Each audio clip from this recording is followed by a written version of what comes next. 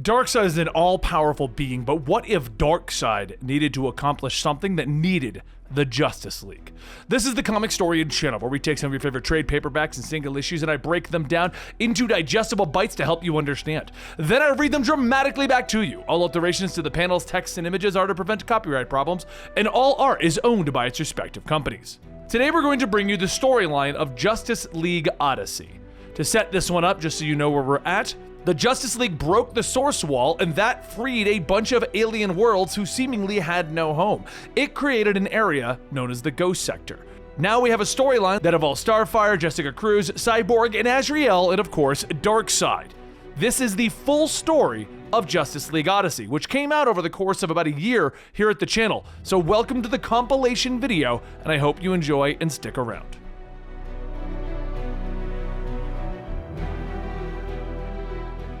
When Cthulhu fell to the hands of the Omega Titans, hundreds of dormant worlds were set free.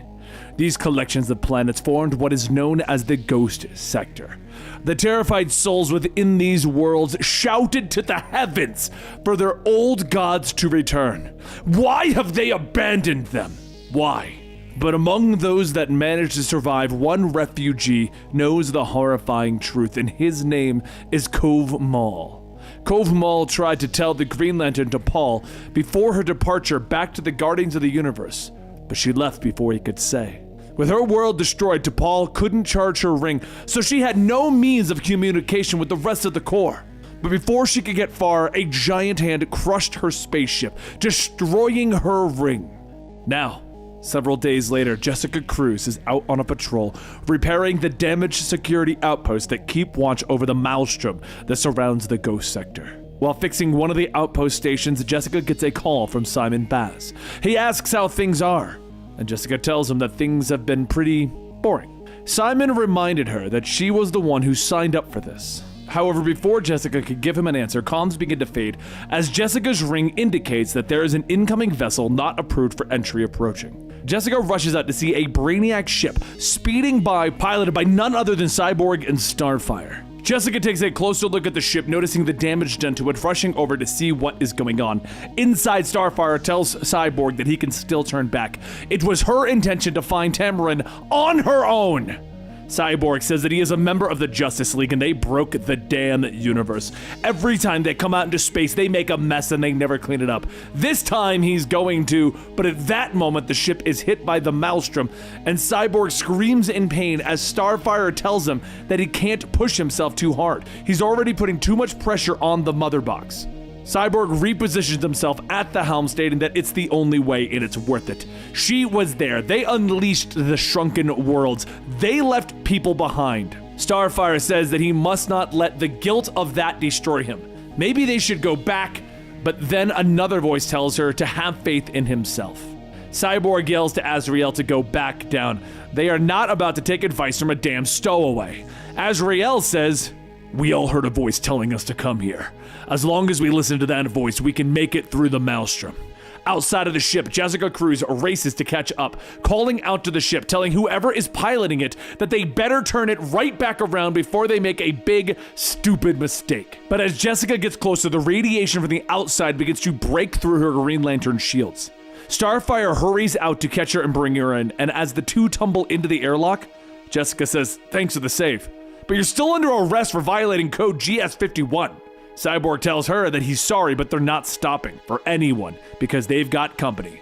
Before Jessica can even ask what he is talking about, there's a thunderous roar from three gigantic monsters following behind them. Jessica sighs, telling them that they're going to have one hell of a talk once this is over, and she creates a shield to protect the ship from the incoming blast. Cyborg says that they aren't going fast enough to get out of this. They're going to need some juice. AZRAEL, use that high-tech suit and pilot the ship. As Cyborg unseats himself, AZRAEL asks what is he planning on doing, and Cyborg says that he's going to give the ship a little power boost. Starfire? She tells him that this could kill him, but Cyborg says that they have no choice. He can handle it. Once Cyborg is connected to the spaceship, Starfire releases some of her power into Cyborg and receives the much-needed boost to pull ahead of the monsters. But the ship is still going too fast. Once they get out of the maelstrom, Brainiac's ship comes crashing down onto one of the nearby planets.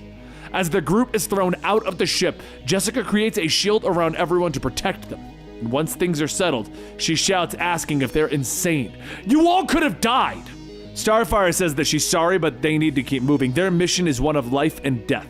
Jessica then asks if that's the case, why didn't the League say anything? Cyborg walks on, stating that it's because this isn't a League mission. When Kalu was destroyed, his mother box was still plugged into the artificial intelligence database. However, the one question that was never answered is why the Kaluans shrunk and hid away these worlds. Each of them heard something calling in the back of their minds, something telling them to come here. But where here is anyone's guess. At that moment, a rock monster bursts out of the ground but is quickly destroyed by a pair of twisting beams. A voice then tells them it is because I was the one who called you here. As Darkseid steps over the dead creature, he goes on stating, between the three of us, we will search for the answers to our purpose in the universe. I have those answers. Your place is with me. Cyborg changes his arm into a cannon, asking, you are the voice telling us all to come here? And Darkseid tells him, yes, and right now it is imperative that you trust me. When my father was the Lord of Apocalypse and waged war with New Apocalypse, he used to tell me about a prophecy. It seemed like a story just to frighten me, but once that source wall fell, I knew the story was true. These worlds were hidden for a reason. Someone wanted the knowledge of these worlds hidden because the old gods they worshipped. For thousands of years, the souls here have prayed for them to return, and now they have. You are the old gods. It is your destiny to save the ghost sector. That is why I have called on the goddess, the machine, and the angel to bring forth a new age of the multiverse. Cyborg opens fire, telling him there isn't a chance that we would work with you, but Darkseid reflects it, shouting, you must listen! AZRAEL jumps into attack, but Darkseid blocks it, telling him, I was expecting a bit more. An assassin for Saint Dumas. Batman would be disappointed. Starfire gets ready to attack, but Darkseid throws AZRAEL into her, so Jessica Cruz steps up, stating, the last I heard about you, you were a little baby. As her construct of hydras coil around Darkseid, he yells that she does not belong in the grand scheme of destiny. The prophecy of the old gods returning tells only of three. The multiverse needs them, therefore so do I. More importantly, you will need me. As Darkseid breaks free from Jessica's grip, he charges at Cyborg, lifting him into the air, slamming him back down, telling him, the clock is ticking. If you will not take my word, then I will show you. The ground begins to crumble, revealing a temple below, with Darkseid telling them to witness the temple at which one of the trinity of the old gods is worshipped on this forbidden world. Everyone looks down into the pit to see a giant statue of Starfire and dozens of worshippers dead around it. Cyborg asks why would he do this, and Darkseid says that this massacre occurred before either of them entered the ghost sector. Cyborg gets up asking, what do you really want? And as he gets up, all Cyborg sees is the others rushing to his side, asking if he's okay.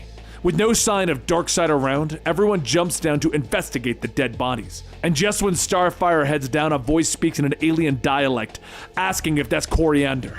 The surviving alien rushes out, continuing to speak, but Jessica tells everyone not to worry. Ring, do your thing and translate. As the alien speaks, his words can be understood, and he tells them that if their goddess is here, then the final darkness must truly be upon them. Starfire asks what happened, why do they worship her so, and the alien asks, is this a test? A test of my faith? Follow me and I will show you of my love for you through our teachings. In the inner chambers, the alien explains that they all dedicated their lives to her, for she led them to a life of happiness and love. They followed her teachings and it gave them life. Family and friendship mattered to her and to them. Their world was happy. But then the demon came and they were trapped in limbo in a menagerie of glass. For eons they did not die, but they did not live until they were freed from limbo and thrown into hell. The world changed for the worse. The air burned and they were ravaged by famine, but they still had their faith. They gathered here to pray, but they assumed that they did something wrong to anger her and that she was punishing them. And that's when the angels finally came. They believed that they were saved, that they were strong. Instead of salvation, the angels brought the end of their people looking for something. The angels didn't get it, which is why they must take it. The door begins to open up and the alien goes on stating that every waking moment since his birth, it has been an honor to her, dedicated to learn all that he could of the multiversal key. It has been locked away here since before the fourth wall. It is a key to not just their universe, but to others, and whoever controls it can bring about great change. He has protected the relic because he knew that she would come for it, and now that she has, his faith has been rewarded. Starfire flies in closer, looking at it, asking if this is what Darkseid was after. It is writing on it and she does not recognize it. The alien tells her that she can. All she needs to do is connect with her mind, bless him by allowing him to pass on their knowledge. Starfire kneels down to the alien, stating that she will, and then begins to concentrate. And after a few moments, she stands up, taking the relic, stating that she can understand their language now. She could see more than one language on it. It speaks of the creation of the Ghost Sector. It must be the same prophecy that Darkseid told them about, of a war, of a new...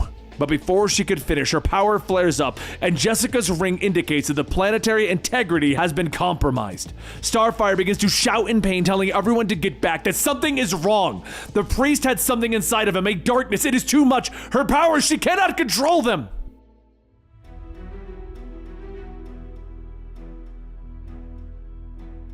As Starfire is overheating, Jessica yells at her, asking, "What's wrong?" And Cyborg tells her that the priest, when he transferred his memories, must have infected Starfire with something. He might be able to stop her, but he fires a sonic blast to disrupt the language center of her brain, and then she comes crashing down to the ground. She asks what's wrong with her, and Cyborg says that they'll need to figure that out later. Right now, we gotta move. Jessica's ring then indicates that the planetary metamorphosis is underway. Please leave immediately. AZRAEL asks if her ring just said that there is a planetary metamorphosis happening. Yeah, this can't be good, right? Cyborg grabs a hold of Starfire and everyone starts running out of the collapsing temple and towards Brainiac's ship. Cyborg says that he can get it off the ground, but it'll take some time to repair the tech. Jessica focuses her willpower on her Green Lantern ring, stating that she refuses to die this far from home, and she creates a giant launch pad along with boosters for the ship. Moments later, Brainiac's ship begins to take off for the sky, with AZRAEL stating that the planet isn't being destroyed. It's almost like it's forming a cocoon. Perhaps the relic can tell them why. It's covered in different languages and Darkseid led them right to it. Jessica then turns to this team asking, "Who cares? That thing turned Starfire into a walking bomb and we just brought it on board our ship." Meanwhile, over at another planet in the Ghost Sector, a group of aliens begin to run from something, and one breaks away from the group heading down a dark alley.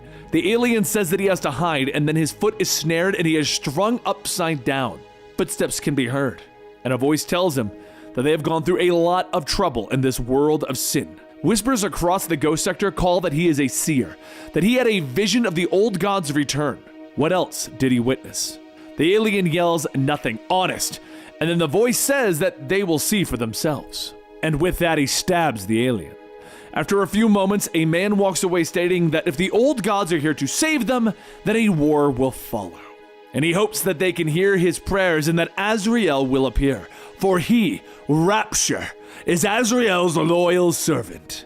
A short while later, over at a different planet, Cyborg and the others land Brainiac's ship to try and look for the Colluvian parts to repair it.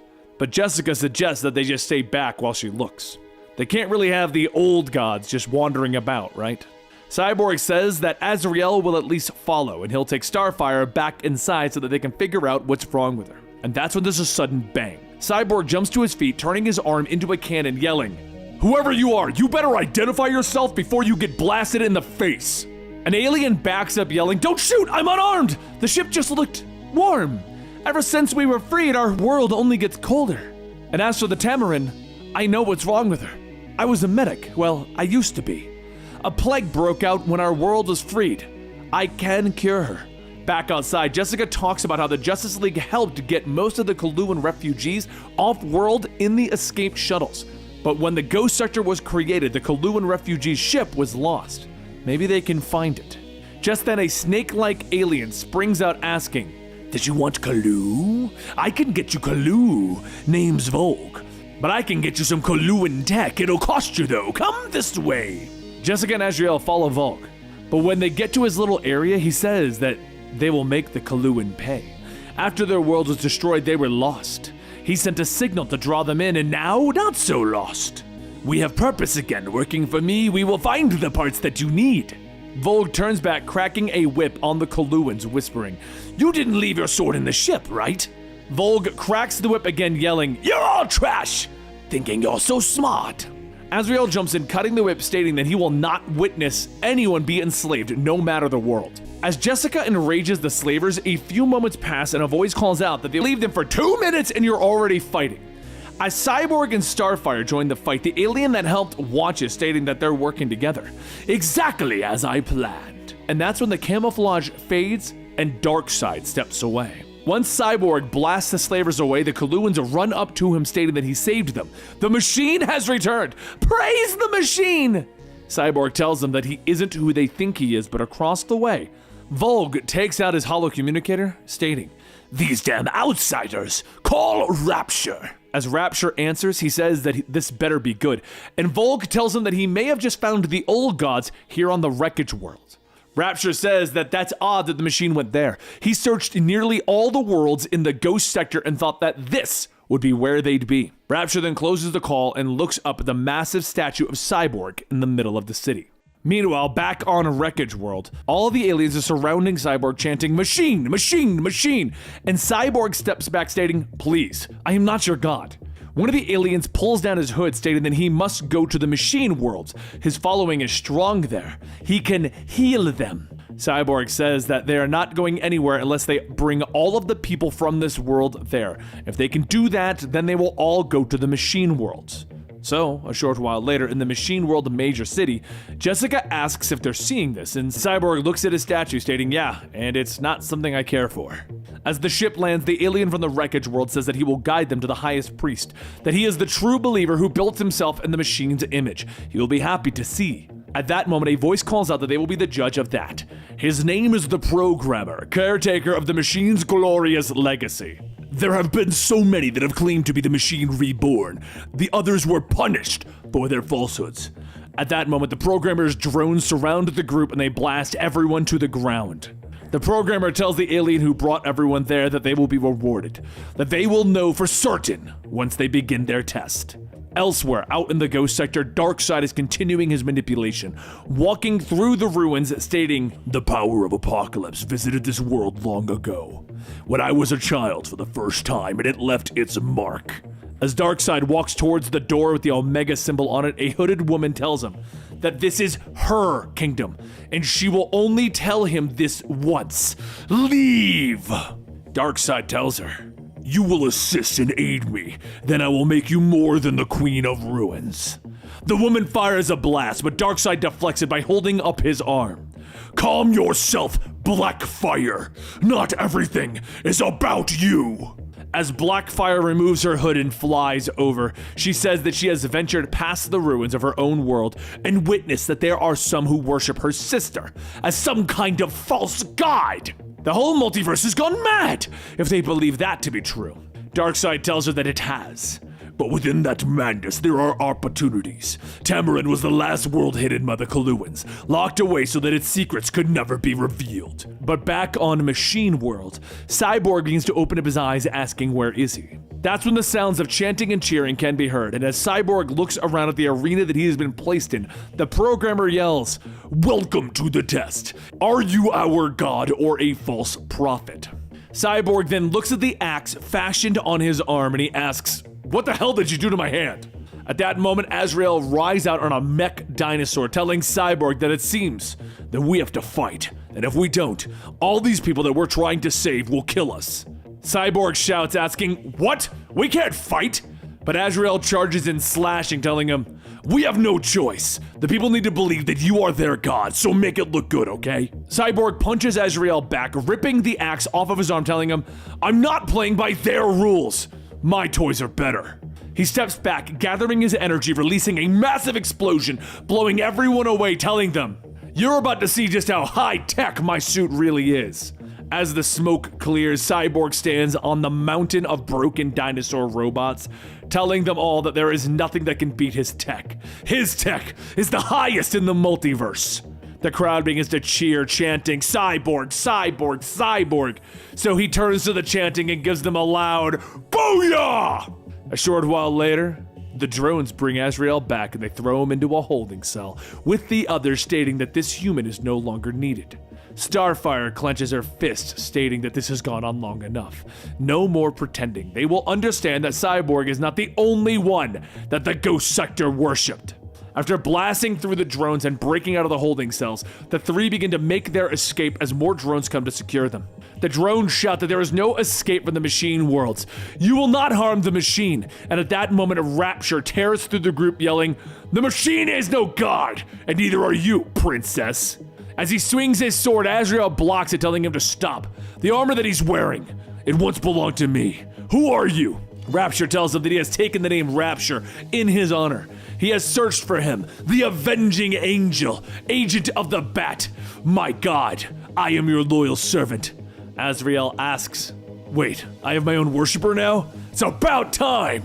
Back inside, Cyborg walks with the programmer as he explains that they have been seeking to bring peace between the sectors, that they are planning to spread the message of the machine to all the others.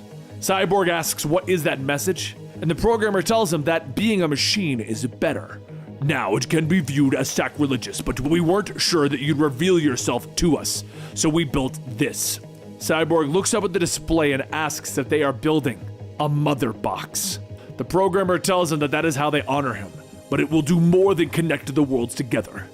It will take the form of our maker. For us to truly survive the Ghost Sector, we must be transformed like our maker was, into cyborgs. Cyborg is stunned, he pauses and he asks them, "Wait, you want to be like me?" Programmer goes on explaining that this box is connected to every bit of information available in the Ghost Sector, and with that knowledge they can ascend to a higher state, just as he has. Once fully activated, it will convert everyone in the Ghost Sector to their way of thinking, their order. Cyborg sighs, telling them that he can't let them do that. He refuses to make anyone like him. He struggled for so long to find himself within this body. It's a curse. Programmer says that they have tried so many different solutions and they have all failed. This is how they program themselves to be closer to him. This is the only way to save the worlds stolen by the Kalu. And with these worlds now freed, yet still restrained, can't he see what's coming? There will be a war. This sector is a ticking clock of doom. And once the rest of the worlds learn that the old gods have returned, the battle over who the true god will be unlike anything that they have seen.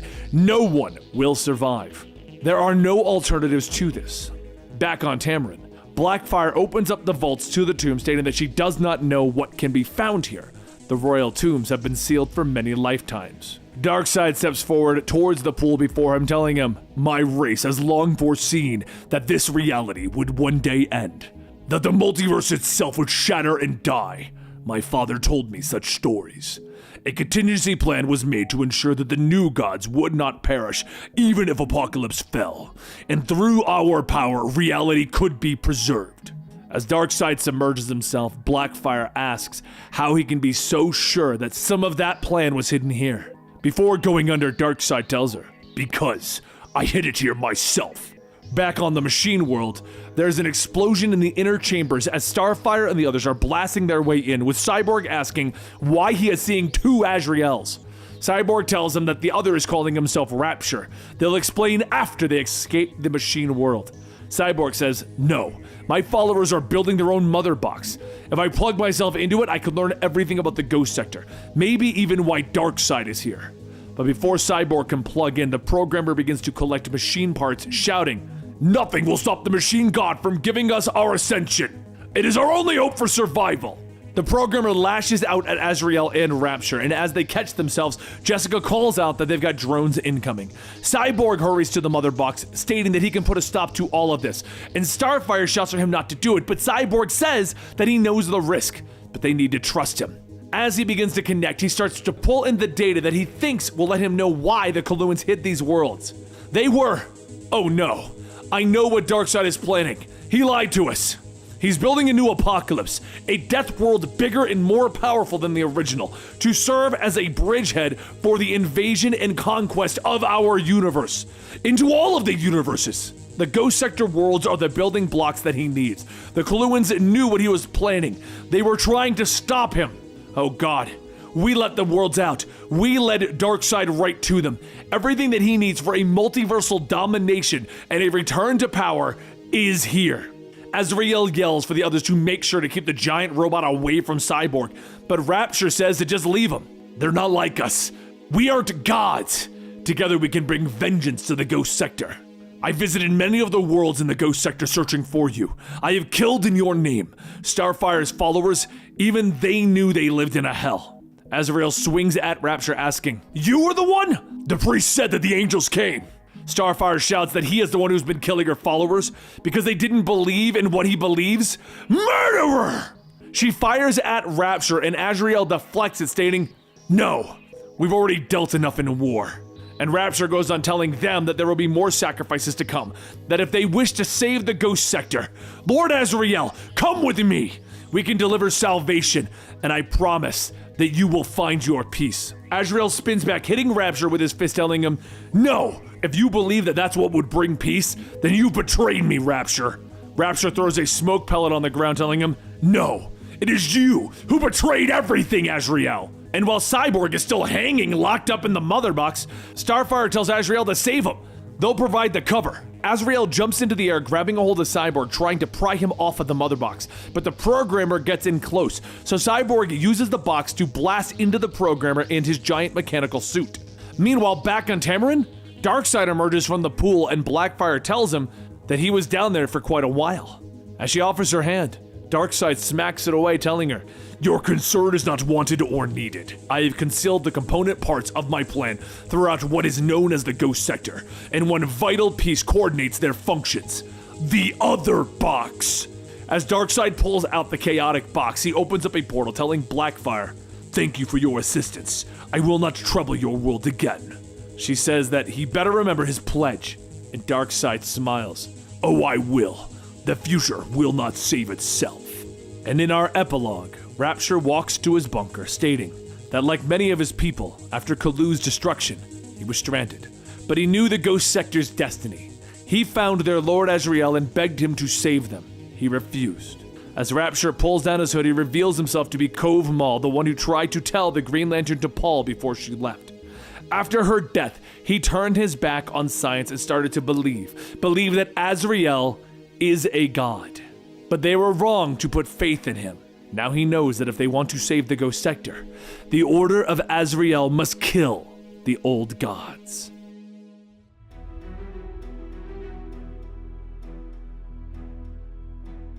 Those who survived the initial catastrophe said that it happened without warning. They were wrong. There had been warnings for trillions of years, prophecies and predictions and speculations made from 1,000 different cultures. Most were ignored or dismissed as a myth. Only one being in all reality had believed them: Darkseid. And Darkseid is displeased. Within the Ghost Sector lays the planet Aelon, a primitive backwater world. For the past several days, the Unut tribals have served as guides, leading Darkseid to this particular remote and sacred site, but no longer. Darkseid now fights them as they suddenly manifest combat technologies advanced enough to wound a new god, and that is far beyond Unut capabilities. As the Unut surround Darkseid, they all begin to say the same thing: deny Darkseid, prevent Sepulchre. But they say it in a very specific way and tone. Darkseid laughs to himself, stating that this must be a gift left by Brainiac, a unique weapon system set to guard the prize. However, Darkseid will not be stopped. Even though Darkseid should be able to overcome this fight, something does stop him though. Something happens. A detonation, a release, very distant beyond the Ghost Sector, but of such magnitude that it sears his other box-enhanced senses. Reality shatters in the event that he has been striving for his whole life. The one that he's been trying to prevent, or at least outrun, has just taken place. But moments before this, just within the vicinity of the planet Tamarin, in Brainiac's skull ship, Green Lantern, Jessica Cruz, who accidentally got swept up into this, shouts that they are not doing this. They are turning around now. Darkseid has been using all of them. They were duped into even coming here. And worst yet, he is rebuilding his seat of power. A new apocalypse, and they are giving him everything that he needs to rebuild it, and they can't even see it. Starfire dismisses Jessica's words, stating that they are not leaving before they visit Tamarin. Jessica says that she gets it. Brainiac took Tamarin and she wants to save it. But this is bigger than them now. They need the Justice League. They need to find and stop Darkseid. Cyborg stops her before she can continue, telling her that they know, which is why they are going to Tamarin. Darkseid is there. The Machine World's mother box showed them as much. They have to stop him. Besides, there is no exit. The maelstrom surrounding the ghost sector cannot be traversed, so they have to do this their way. Jessica scoffs, stating that she will find a way back home on her own then, and once she does. But at that moment, there's a shockwave of energy throwing the ship off course. Even though he doesn't understand it, Cyborg has seen it before. It reads like the totality. Source energy from beyond the wall. Back on Aelon, Darkseid is fighting his way through his injuries, through his pains. Because he is on automatic, his mind is elsewhere. He sees what the other box is showing him, the cascading collapse of the source wall, a bow wave of energy hammering across the hyper-continuum. It's the biggest event since the birth of the multiverse, a spectacle that he might have relished under different circumstances. And Darkseid knows what to follow will still be bigger. Far worse. The end of all things, a final darkness that he will not permit. He sees the shockwave reaching New Genesis. The world is gone in a blink. Then apocalypse, its fire pits engulfed. Gone. The new gods are gone. All except Darkseid. Because Darkseid is. And while he draws breath, there is still time. That time is just shorter than he would have liked. Meanwhile, over on Tamarin, the smoke finally clears from the Skull ship as four heroes check on each other to make sure that they are still alive.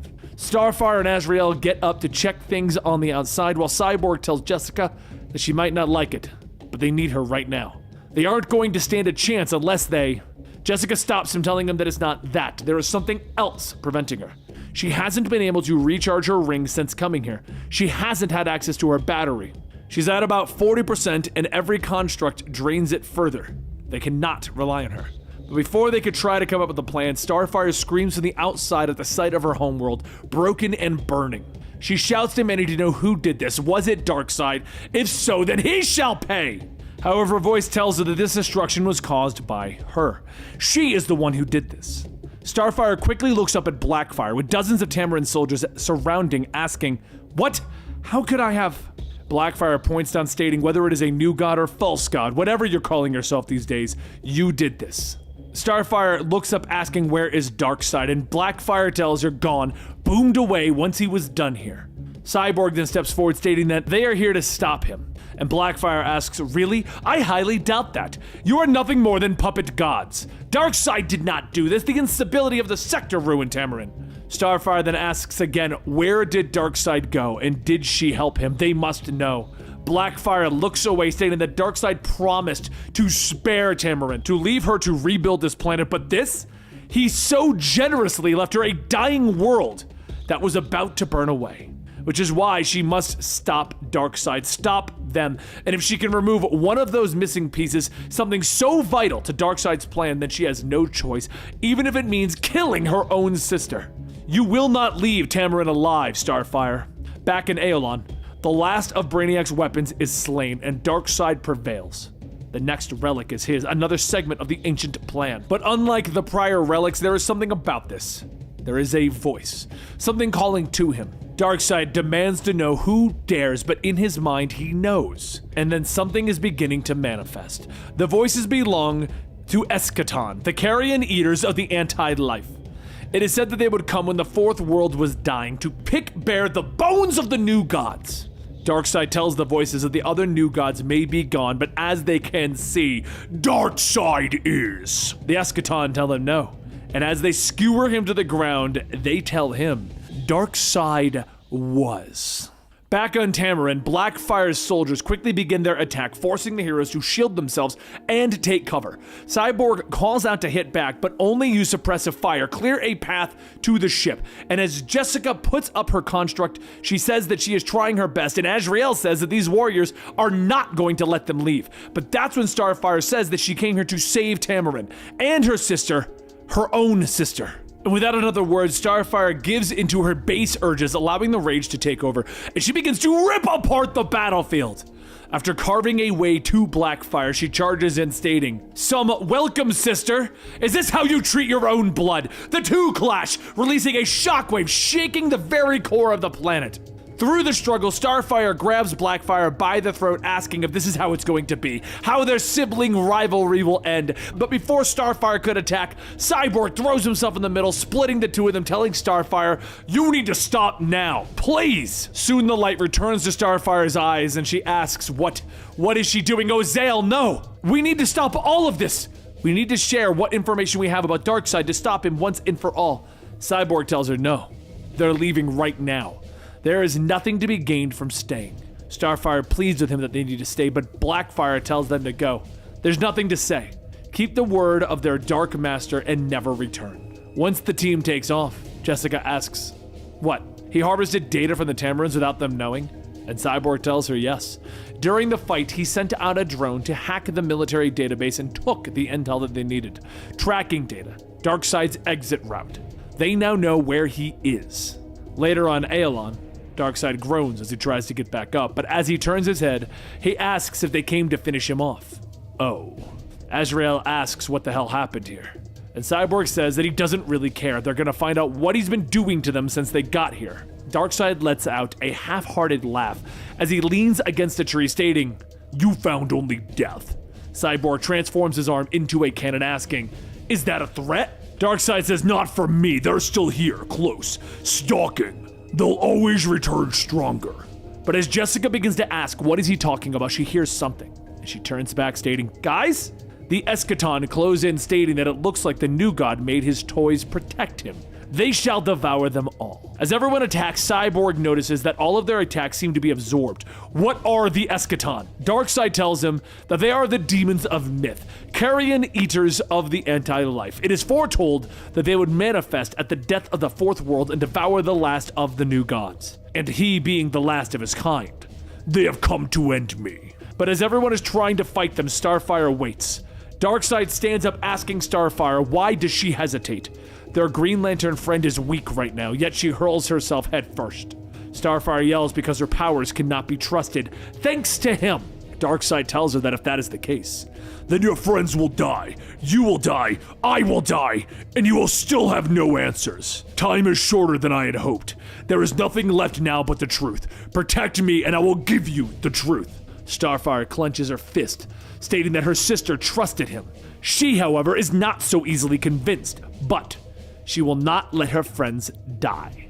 She flies through, releasing her power in a controlled manner, and within moments, the Eschaton are dispatched. As blood continues to pour from Darkseid, he gets up, stating that they are but banished.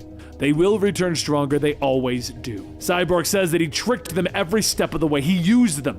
Why should they believe a word from him now? And Darkseid tells him because, in his weakened state, trickery is all he had. Because their kind never trusts him. For the first time in his life, he must deal directly. No more guile, no more lies. STARFIRE holds up her glowing hand, stating, "Good. Explain now."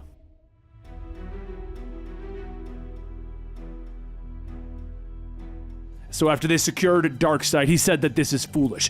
But Cyborg tells him that he respectfully disagrees. First things first, the Ghost Sector has the raw materials to build a new apocalypse. That's why the Coluans hid these worlds, to stop Darkseid.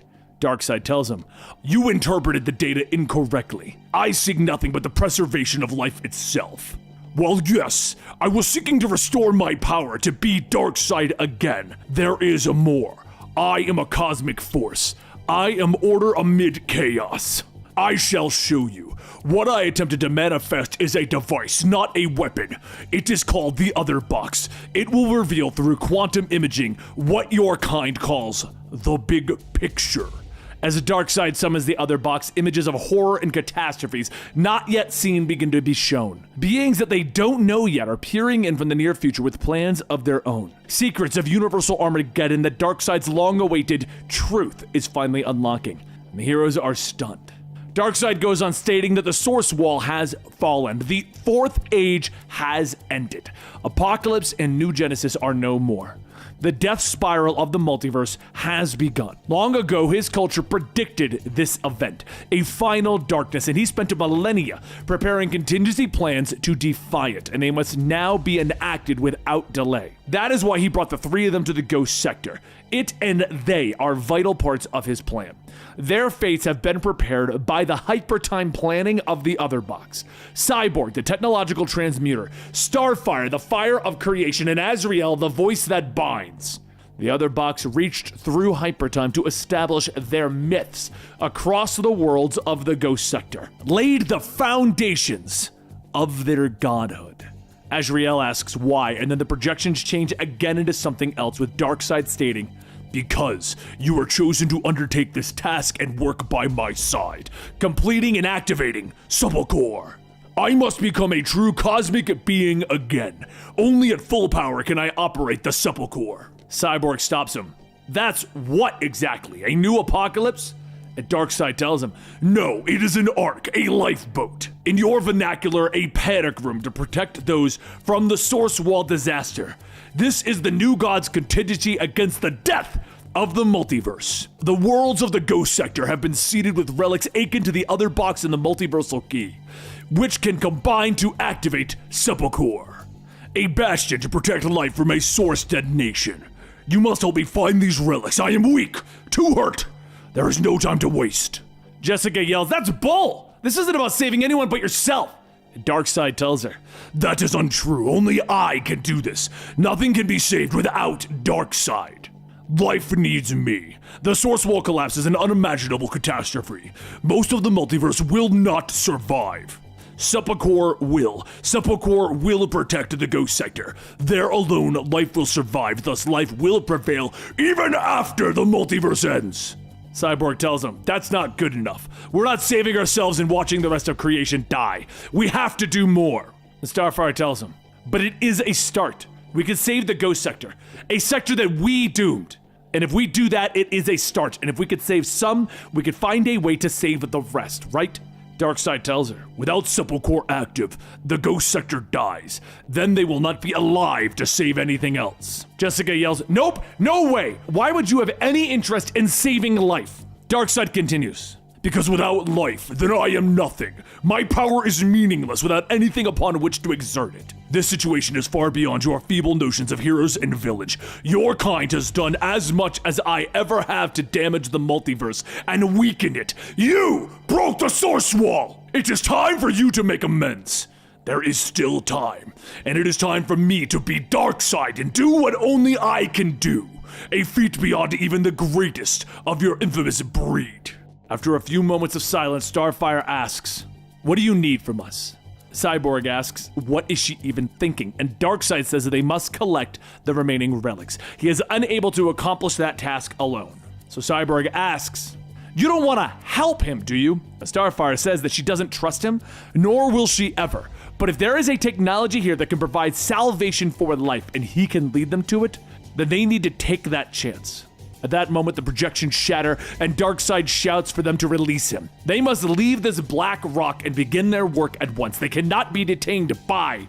But at that moment, out of the sky, the Tamaran Grav troops and Rapture with his followers begin to descend from the skies in a full-on assault. Everyone quickly gets into defensive positions, with Darkseid yelling to free him. They cannot do this without him, and they cannot survive without him.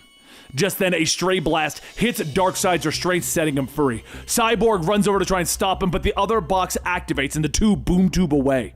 Starfire yells, asking where Cyborg went, and Jessica says that he just vanished. "We have to get out of here now, Starfire!" AZRAEL asks, "These are my worshippers? Don't they know me?" Rapture leaps into the air, stating that they know who they are. Who they all are. Blackfire then says that they are the old gods, the false gods, the destroyers, the instruments of Darkseid. And while the armies close in, AZRAEL tells himself, "I must know myself. I must find the strength from within, where I've always felt it. Have faith and speak my truth. With one final slash, he yells out, "Stop! Cease! You will cease this!" with a commanding tone. "You will stop. We are not your foes. The return of the old gods has inflamed the ghost sector, yet it was meant to bring peace." Soon everyone, the Tamarins and the AZRAELites alike, stop upon hearing AZRAEL speak. And as Starfire helps Jessica up, she asks if this is him. She can feel the power of his words. Is this the voice that binds? Meanwhile, over on Apocrypha, Cyborg falls out of the portal, but he doesn't see Darkseid. Soon, the mother box inside of Cyborg begins to ping, and as Cyborg follows the signal, he sees a temple with the Omega symbol on it. Cyborg scoffs, stating that there is no question who built that, but it must have been built years ago. He walks up the stairs into a dimly lit stone hall, yelling, "Show yourself! I'm not playing your games!" As Cyborg turns on his chest light, he sees several giant bugs, all infected with Brainiac's tech that state, "Deny Darkseid, prevent Sepulchre." Meanwhile, back on the battlefield, everyone including Blackfire begins to kneel before AZRAEL, yelling, "Why are we bowing? This is a trick!" She then launches herself forward to an attack, and as she gets close, AZRAEL tells her, "Be calm, Blackfire." With no will of her own, she kneels before him, stating, "You lie! You lie!" Jessica then says that she isn't complaining since, they're alive. But how are you doing this, AZRAEL? AZRAEL tells her that he may have always been able to do this. He just never had enough faith in himself before to speak the truth. Rapture asks, "What is that truth, Lord AZRAEL? Speak it, so that we may know it." AZRAEL turns back to see those kneeling, and he states, "You have all believed yourselves to be trapped in this ghost sector, shut off from the outer reality, but in truth, this place is a place of sanctuary, the last stronghold of creation. Doom comes to the universe, all will end, and here alone life may prevail. Go forth from here and fight for peace. Defend this sector from the harbingers of the Armageddon, from the demon forces of the multiverse, from the carrion kind that gather to feast upon the universal destruction, from those who come to tear down our walls and leave us defenseless." Rapture says that these deeds will be done in his name. AZRAELite and Tamarin alone will stand together. Prepare the warships for departure. Starfire then goes over to Blackfire, stating that AZRAEL's words seem to have reached her. She was so blinded by anger, but now they can work together too. Blackfire yells as she cries out that she does not know why she bowed. His words seem to make sense, but she had no choice. Can't she see? He's Darkseid's apostle, a manufactured god. Starfire says that they're trying to help people. As AZRAEL said, Blackfire then activates her teleporter, asking, "So he's your master now? I weep for you all and will not be a part of this. Goodbye, sister." Meanwhile, back on Apocrypha, Cyborg begins to fend off the alien bugs while his mother box begins to ping in the direction of something. The aliens quickly begin to overtake him, but then Cyborg releases his shield, blasting the aliens back, yelling, "Get these things off of me!" As he flies up, he turns back, unloading his payload, giving himself time to follow the signal. The pings begin to become more rampant, and as Cyborg scans the area, he sees a relic just below his feet and he begins to carve it out. More aliens appear, so Cyborg puts up a shield, focusing on extracting the relic.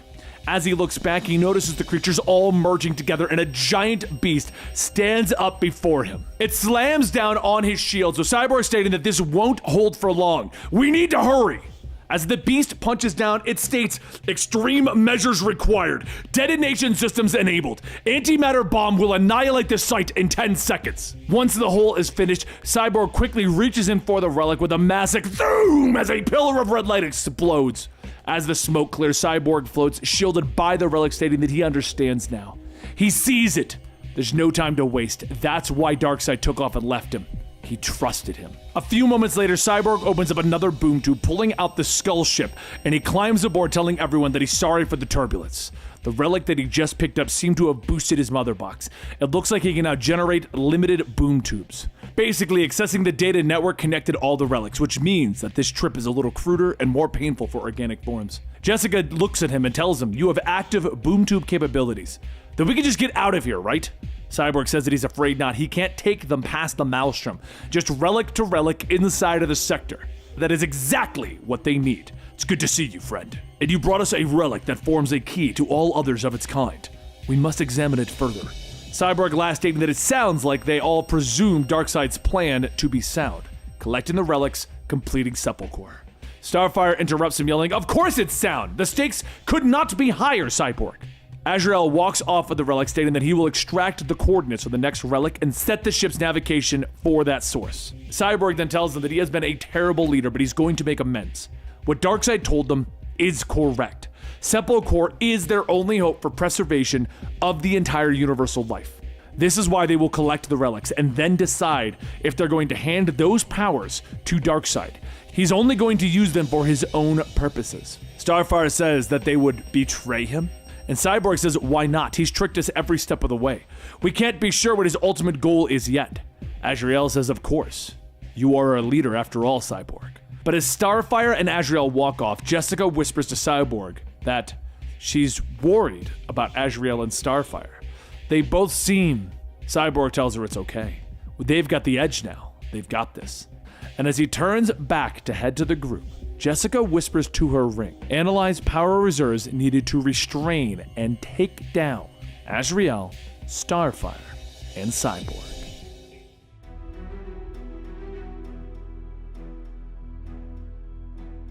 It has been 2 weeks since the makeshift Justice League set out to collect the relics of the Ghost Sector for Darkseid. But what Darkseid doesn't know is that the heroes are planning to use those relics against him in an attempt to take control of Sepulchre, the panic room that will survive the coming multiversal collapse. Right now, the team is split. Jessica Cruz finds herself on an alien planet known as Magmotha with AZRAEL. Even with her nearly depleted Green Lantern ring, Jessica has found means to combat Brainiac's forces guarding the relics with a salvaged Tamaranian assault cannon.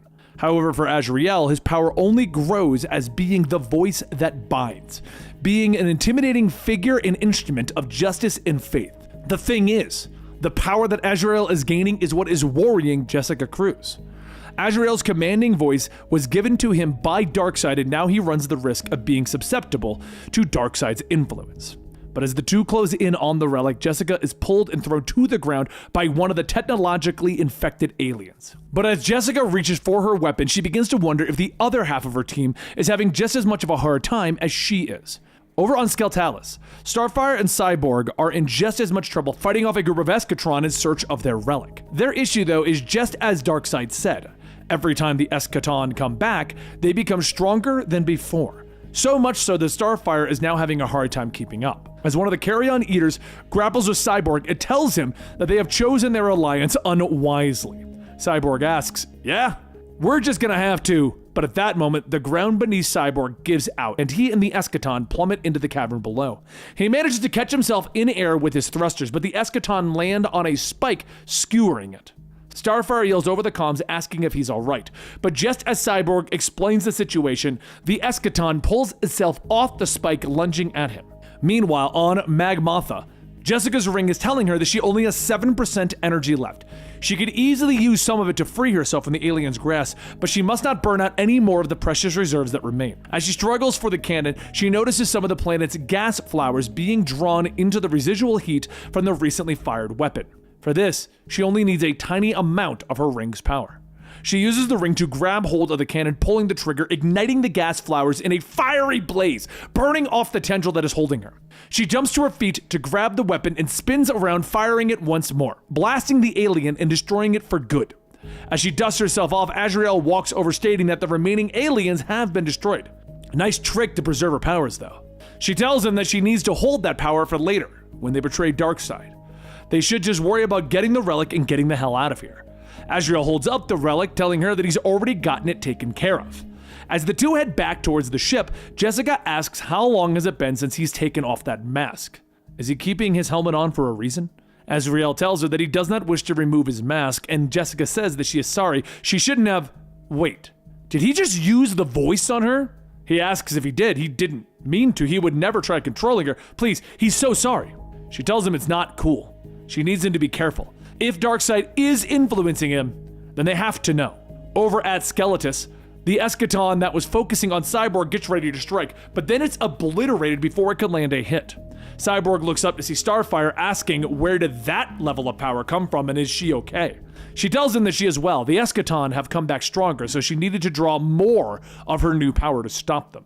The more she uses it, the easier it is to manage. She can govern and channel it now.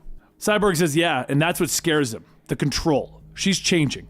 She's not the Starfire that he knew, and it all feels natural to her. She blasts a hole into the wall, revealing the relic, stating, "Even still." It does not mean that she won't stand with him when they turn on Darkseid. She does not wish to speak any further of this. A short while later, Cyborg and Starfire boom tube over to Jessica and AZRAEL, and they add the relics to their now ever-growing stockpile. Jessica looks at them, stating that they have 10 total. That's not too shabby. And Cyborg says that they have a lot of power here, maybe enough to take out a new god. Even though they're going to turn these over, these relics have been configured to only respond to his commands. While Starfire and AZRAEL examine them, Jessica whispers to Cyborg, asking if she could speak with him for a moment. The two leave, and Cyborg asks if it's about the new Starfire. He knows. She's changed, but still seems sound. She tells him that it's also AZRAEL. Darkseid may be influencing them both, but there's no sign of them becoming his puppets. Cyborg laughs. Well, that's reassuring. We should get everyone on the bridge and go over the game plan. The four get ready to discuss what's next, but before they could get in too deep, Cyborg's mother box pings, letting him know that there is a boom tube about to be opened. The group is then transported to a deserted rock, and Cyborg tells everyone to just follow his lead. Remember, they have 10 relics under his control. That should be enough to stop anything, even the high and mighty Lord of Apocalypse. Just then, there's a second boom tube from Darkseid's other box. He steps out with several dozen relics, stating, "Good, you have done your work. Now we can begin." After flying to the main hub of Sepulchre, Starfire whispers to Cyborg, asking when are they going to make their move. Cyborg tells her that they don't know enough yet, so they're gonna have to play it by ear. Darkseid says to follow him. They've retrieved 10 relics. Though it is not all of them, it will have to do. For now, this is just a cold rock, a structure built from excreted mineral ores. Its systems are dormant, and its fire pits await ignition. But an hour from now, this will be Sepulchre. This will be the salvation of universal life. So once the relics are calibrated, their activation will cause a subatomic cascade that will light Sepulchre's systems. 10.6 seconds after that, they will establish a hyper network with the remaining relics scattered throughout the Ghost Sector.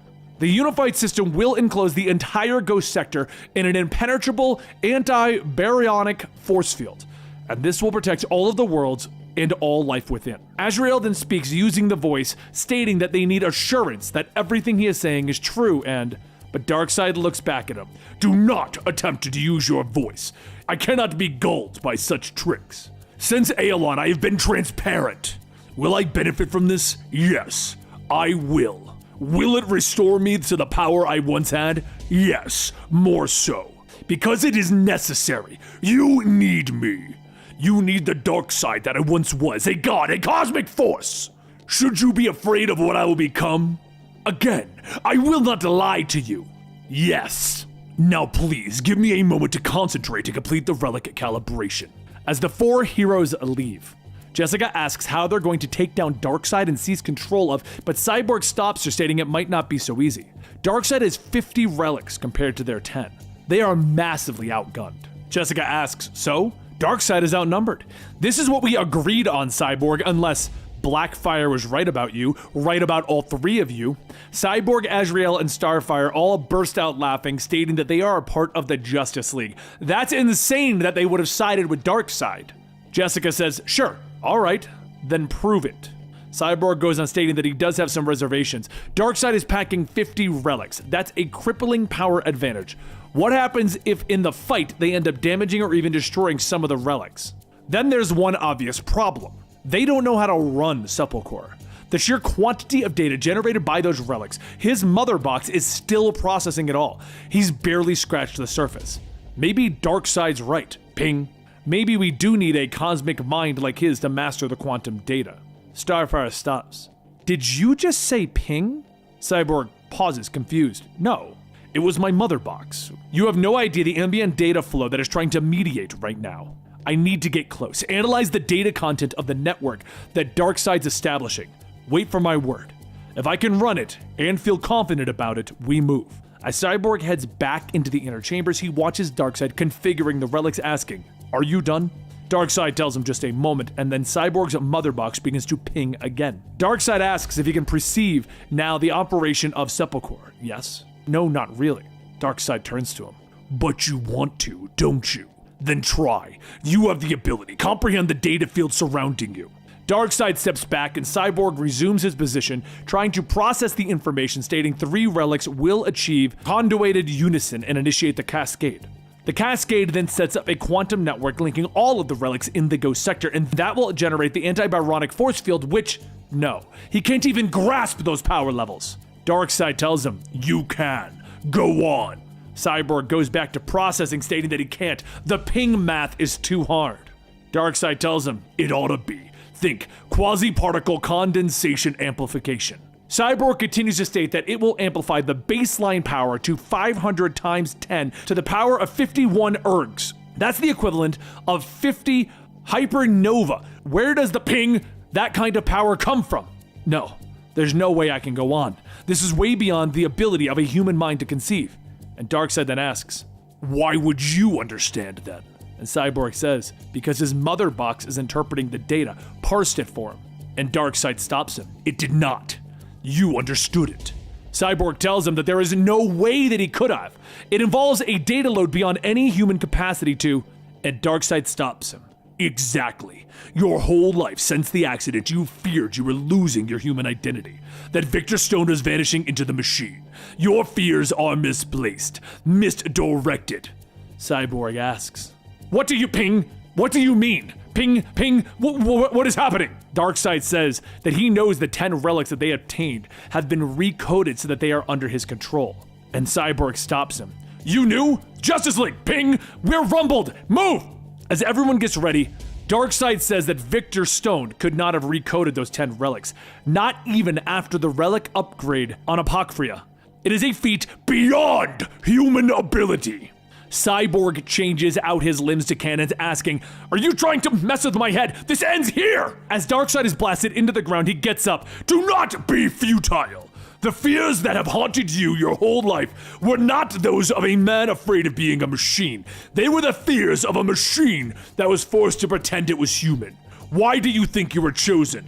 Victor Stone died on the operating table. Victor Stone is a ghost haunting a beautiful machine. There has never been anything human about you. It was an illusion that you cling to. You are a god, a new god. Embrace it." At that moment, Brainiac's skull ship crashes in, landing on top of Darkseid as Starfire and AZRAEL rush in. Jessica sits back up from the pilot's chair, asking if they got him. Is Darkseid down? And then something begins to rip through the roof, throwing Jessica out. As she cries out Cyborg, Cyborg hovers over her, his face being covered by nothing but his machine body as he states, "Ping, ping, ping, ping." Starfire rushes over to help, asking what happened to Cyborg, and Jessica tells him that he's gone. Darkseid has done something, and that is not Cyborg anymore. He begins to swap out his limb cannon and focus on everyone, and Starfire yells that they have to save him. Darkseid crawls out of the wreckage, shouting, "He cannot be saved. Your reasoning is wrong-headed. Cyborg is saved. He has fulfilled his destiny and taken his place as a new god." Starfire lashes out, focusing her new powers directly on Darkseid, shouting for him to turn Cyborg back. But Darkseid shields himself, stating, "I have explained everything. The only subterfuge was on your part, your childish plot to assist me in building the Sepulchre, and then take it. Did you really think that I wouldn't know? Cyborg, activate the relics." Cyborg responds in pings, and as AZRAEL gets up to attack, Cyborg opens fire on him. Jessica runs over to shield AZRAEL, but while the three of them are busy, Starfire lunges at Darkseid once more. He stops her, telling her, "Enough! You will take your fire and your incandescent rage and unleash it where I intend it to be unleashed." As Starfire falls into the pits from before, her fire goes out for just a moment, and then it reignites with such a force that it turns on all of Sepulchre. With Jessica's ring rapidly draining, AZRAEL removes his mask, telling Rapture that he is needed. "Strike in the name of God." Rapture and the Azraelite Crusaders start to rush off the warships, but Darkseid already knew that they were waiting. AZRAEL and his followers have an unshakable belief in God, a God that will deliver them. But they did not bother to consider who that God might be, and as the Crusaders rush in, they are struck by a force converting them into a new form, Para-Angels. As AZRAEL too feels the effects of being converted as his skin is turned from frail flesh to hard gold plating. The rest of Sepulchre comes online, and Darkseid can feel it. His power is returning, not a little bit of it, all of it. He knew that the doom was inevitable, that the source wall would fall, that the new gods and apocalypse would pass over unto dust. But he would not. He would retain control. He is eternal, defying death and even a cosmic death. Darkseid is. But as Cyborg and AZRAEL and Starfire take their place beside Darkseid, Jessica Cruz manages to get to her feet, telling him, like hell you are. As they get ready to attack, Darkseid tells them to stay. Do not assault her. Does the Green Lantern have something to say? She yells that she will not let him do this, and Darkseid asks, what? Save lives? Save all the millions of lives in the Ghost Sector? An odd statement for a member of the League to make. Jessica tells him that he only saved them to power and preserve his own life, and she will not let him do it. Darkseid tells her that humans are shallow and crude species. Their qualities, like all humans, are many and poor, except one: courage. Even in the face of all of this, she will not back down. The girl who was once too afraid to leave her house, looking Darkseid in the eye, telling him to stop, without the slightest means of enforcing that demand. Idiotic? Yes, but admirable. I wish, truly, that I had made you a part of the process, for you are only ever an uninvited guest. But I can still allow you a place. There's still time. Let me harness your phenomenal courage alongside these others: the code, the fire, and the faith. They are the three principles of my domain: technology, power, and belief. But a new god of indomitable will would not be unwelcome. Just say the word. Jessica says that she has 2 words for him. Screw you! And with the last of her reserves, she charges forward, punching Darkseid, and with very little effort, he smacks her away. As she lays on the ground broken, her ring tells her that its power levels are at 0. She tries to get up, but Darkseid stomps on her, crushing the Green Lantern ring, telling her, it's just as I thought. Limitless courage and absolutely nothing else. His eyes begin to glow and he fires a concentrated Omega Beam blast at Jessica, incinerating her, leaving hardly anything left.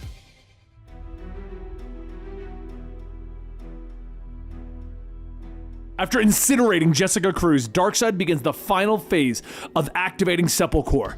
90 light years from the Ghost Sector is the Science Academy of Zamarin Research Center 88Z. This station was built to study the Source Wall, but it was ultimately destroyed during its collapse. Now inside, Red Lantern Dexstar asks, work good?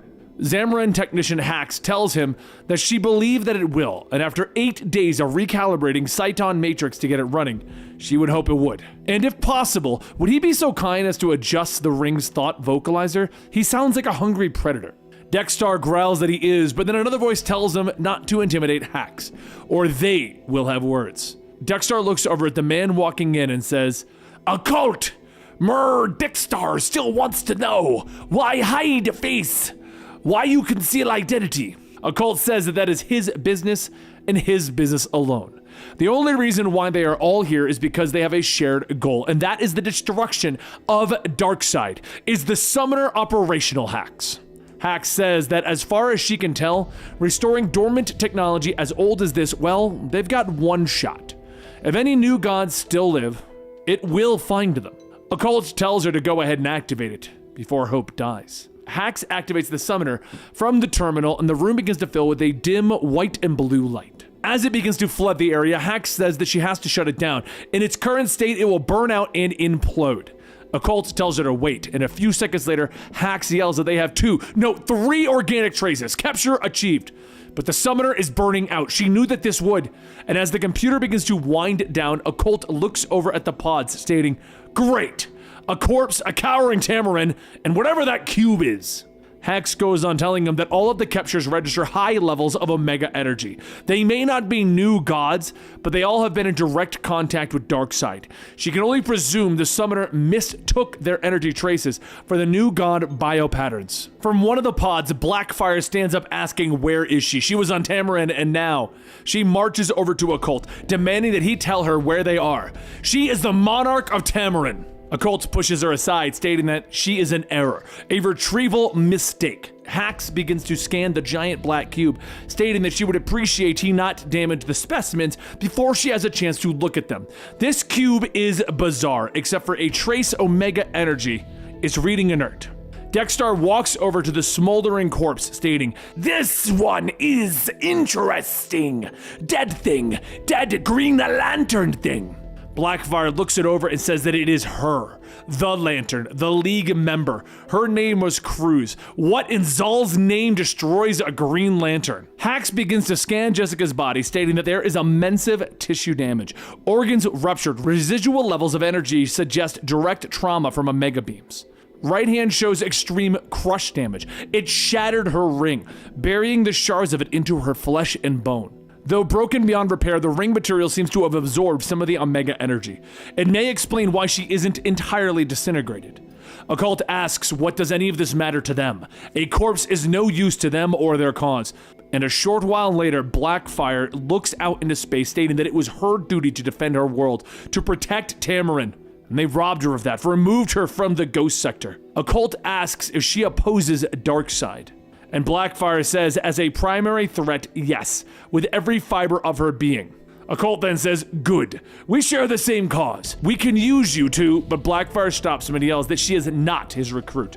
She opposes Darkseid to protect her world, not follow anyone on some crusade. They will return her. Hax taps on her tablet, stating that that is not possible. The entire Ghost Sector is now enclosed in Darkseid's shield barrier. While everyone argues, a voice calls out, asking, would someone like to tell me what the situation is? Everyone falls silent as they see Jessica alive, shuffling out of the next room. Hax looks back at her tablet, stating that it's not possible, and Jessica shuffles through, telling her, yeah, I was dead for sure, but now I'm here. Blackfire begins to explain that they have been removed by this man and his associates. And Jessica says that she heard as much. It's nice to see a familiar face, usually. They don't have the best history. And the less said about the Red Lantern, the better. Hax runs her scan, stating that she believes that the fragments, in some crude fashion, are repairing Jessica Cruz's body, using the Omega energy that they absorbed. Jessica tells everyone that she has seen what Darkseid can do. Literally, none of them stand a chance in hell, and she wants two things. Occult says that she is in no position to, but Jessica tells him to shut up. She needs an open link to the Justice League and the Lantern Corps. They need to be alerted to this alpha-grade threat, and they're going to show her how this summoner works. She's going to get her friends back. But as Jessica goes to send her message out to everyone, Hax listens in and blocks her transmission from going out. Hax then asks if everything was sent out. And Jessica says only voice. Nothing in this place seems to work properly. Anyway, about the summoner device. Hax explains that it's an ancient New Genesis artifact designed to gather new gods at a time of crisis. Jessica tells her that all of the new gods are gone. Darkseid himself told her. But if it pulled her and the Killer Queen here, maybe they can, and Hax says that it's not an option.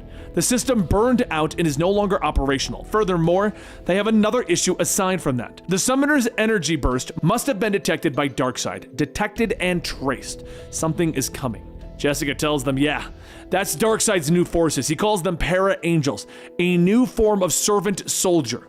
Occult yells to Hax to get the Astral Runner ready, and just then, the Para-Angels begin to boom tube in, yelling, Darkseid is! Darkseid is! Blackfire, Dexter, and Occult begin to fend off the Para-Angels, and then Omega Beams begin to hit and bounce from one Para-Angel to another, and as one Para-Angel yells, Darkseid is, Jessica is standing there, infused with the Omega energy, stating, finished! Beware my power! With her newfound Omega powers, Jessica tears through the remaining Para-Angels until there is nothing left. Blackfire looks at the mangled bodies scattered about, stating, holy! And Jessica asks, what? Come on, we have to hurry before any more arrive. Occult asks where is she, and Jessica says that she doesn't have a clue. Oh wait, ask again. Occult begins to ask, and Jessica pushes into Occult's mask, yelling, I'm freaking in charge! As they get ready, Occult says that she does not have any authority here, and Jessica takes out her Justice League holo card, telling him that she has plenty.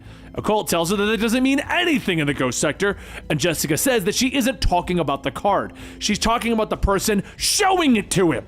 Blackfire laughs, stating that she likes her much more than before, and Dexter responds with, I do not. A few moments later, the group takes off, and Hax says that it appears that they managed to get away. The Para-Angels are focused on attacking the station. Occult takes out a small device, stating good, and he presses the button. A second later, the entire space station explodes, taking out everything, including the Para-Angels, out with a loud vroom. As they begin to get away, Jessica leans up, stating that she knows that disguise. It doesn't hide his face. It's an inert, veiling tech. It's cloaking every trace of whoever he is. Pheromones, energy profile, voice print. What is your secret? Occult tells her that it's a secret, obviously. Do they think that he'd have gone through all of these efforts if he wanted to share it? He has his reasons. Dexter asks what is their plan, aside from running. And Jessica says that she will plot a course to the ghost sector. They'll monitor it until the League responds and scans the area for a possible way in. Every world inside of it is at DARKSEID'S mercy right now. And she has 3 friends to rescue in there no matter what. Occult tells her that her friends are, as she said, consumed by DARKSEID. Then they have become his new gods, and if that's true, there's no coming back from that. Jessica shrugs, stating that she came back from the dead, so, rules can change. Hax calls out that she would like everyone's attention, and ScanSphere shows Sepulchre is moving. It's accelerating to superluminal velocities. It seems like DARKSEID'S going outward. DARKSEID intends to pass beyond the rim of the known universe, to exit physical reality. And Jessica says, alright, so we're gonna follow and intercept. But later, Jessica's going through her room trying to make sense of the Omega energy in her, and suddenly sees and hears Cyborg. She quickly looks around and the ring fragments inside of her begin to play a recording from Cyborg. He was telling her that he went on this mission because the Justice League is good at saving the galaxy, but cleaning it up, not so much. They're going against DARKSEID, and it's going to come down to a fight, and it's not going to be pretty. If he doesn't make it, he'll need her to hold it together. Maybe she should have been calling the shots all along. He trusts her a hell of a lot more than anyone else on this mission. Tears begin to stream down Jessica's face, and then images of DARKSEID appear, and suddenly she's jolted with anger. Before she can even process those feelings, Hax knocks on the door, stating that she needs to come to the bridge. There's been a development. Once everyone is there, Hax explains that Sepulchre is continuing to accelerate. She doesn't understand its mode of power, but then again, she doesn't understand how you can seal up an entire region of space and move that as well. If they can keep up on their current course, they will not intercept Sepulchre until 4 hours after it passed beyond the universe's edge. Jessica shrugs, stating that it seems that they're going to have to follow DARKSEID outside then.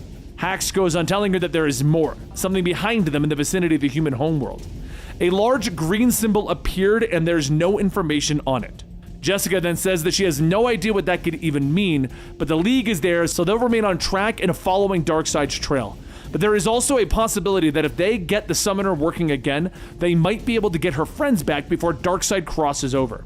So Blackfire, keep an eye on Mr. Secrets here. Hax and her are going to go check and see what can be done with the summoner, as well as that cube. As the two leave, Dexter whips his tail, stating, "Dexter does not like crews, but she has a point. His secrets are an issue. He cannot be trusted." Blackfire says that she agrees, but how do they resolve that? And Dexter snickers, stating, "We could unwrap him." As Blackfire and Dexter begin to inch towards Occult with the intention of unwrapping his disguise, he asks what do they want, because they should be considering their next actions very carefully. Dexter uses his power to burn away the suit that Occult is wearing, and as the smoke clears, Blackfire says, "By the Far Sons, that's Orion!" Orion shouts, "You are such idiots! That suit was masking me from them!" And at that exact moment, Jessica and Hax begin to notice the cube beginning to flare up with energy. And that's when Blackfire asks, "What? Did we just reveal your true nature?" And Orion yells, No, the eschaton!" And just then, Jessica says they have a huge problem. That cube was the eschaton. Hax asks what is an eschaton, and Jessica tells her that it wasn't singular. It's all of them combined.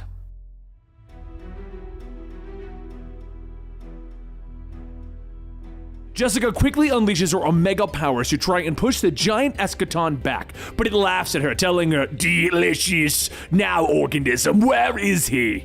She grabs Hax and begins to fly away, trying to understand her newfound Omega-bound powers, but she has a bit of trouble flying in a straight line and crashes. The eschaton continues its pursuit, asking, "Where is he? We smell him!" Back on the bridge, Blackfire calls out over the comms that they have a little problem. Since they've unmasked Occult, they've discovered that he is Orion, son of DARKSEID. And Jessica responds with, "Yeah? Well, we also have another problem. Turns out that black cube recovered by Summoner is actually the eschaton." Orion asks, "An eschaton?" And Jessica tells him, yeah, they aren't the talking one. I'm pretty sure it's all of them compressed into one form. Orion takes out his gun and sighs, stating, well, then the Eschaton are gonna tear the ship apart to get to me. I have to face my destiny that I've been trying to. But as he looks up, he already sees Blackfire and Deathstar, the Cat Red Lantern, leaving. Back in the halls, Jessica tries again to block the Eschaton back, but the giant creature smacks her back, telling her, get out of my way! The force of being thrown into the wall causes Jessica to black out, but as she lays there, she starts to see something. It's the recording of Cyborg from before, but this time, it's also him in his new god form. He pings and then says that he is lost. He has a new job and he cannot defy it, and he is so sorry he can't break that control. They're coming for her. He won't be able to stop them, and she must fight them. Ping! Soon Jessica shakes her head, asking if she was out, and Hax tells her that she got hit very hard. But while Jessica comes to her senses, Blackfire and the others focus their fire on the Eschaton. As the attacks bounce off, Deathstar asks, maybe we feed him to it, if that's what it wants. Blackfire pauses for a moment, stating, that isn't a bad idea, and Orion yells, hey, I'm right here! Do you have no honor? The three go back to concentrating their attacks, but Deathstar says, meow, you're so powerful, beyond anything. I have an alternate plan. Cease fire! Deathstar then hops down, walking up to the Eschaton, yelling, hey, you, Eschaton! You want Orion, yes? But you want Darkseid more, yes? The Eschaton pauses. Yes, more than any. And Jessica responds with, wait, is this really happening? Is a cat negotiating with a giant cosmic demon? And Blackfire tells her, pretty much.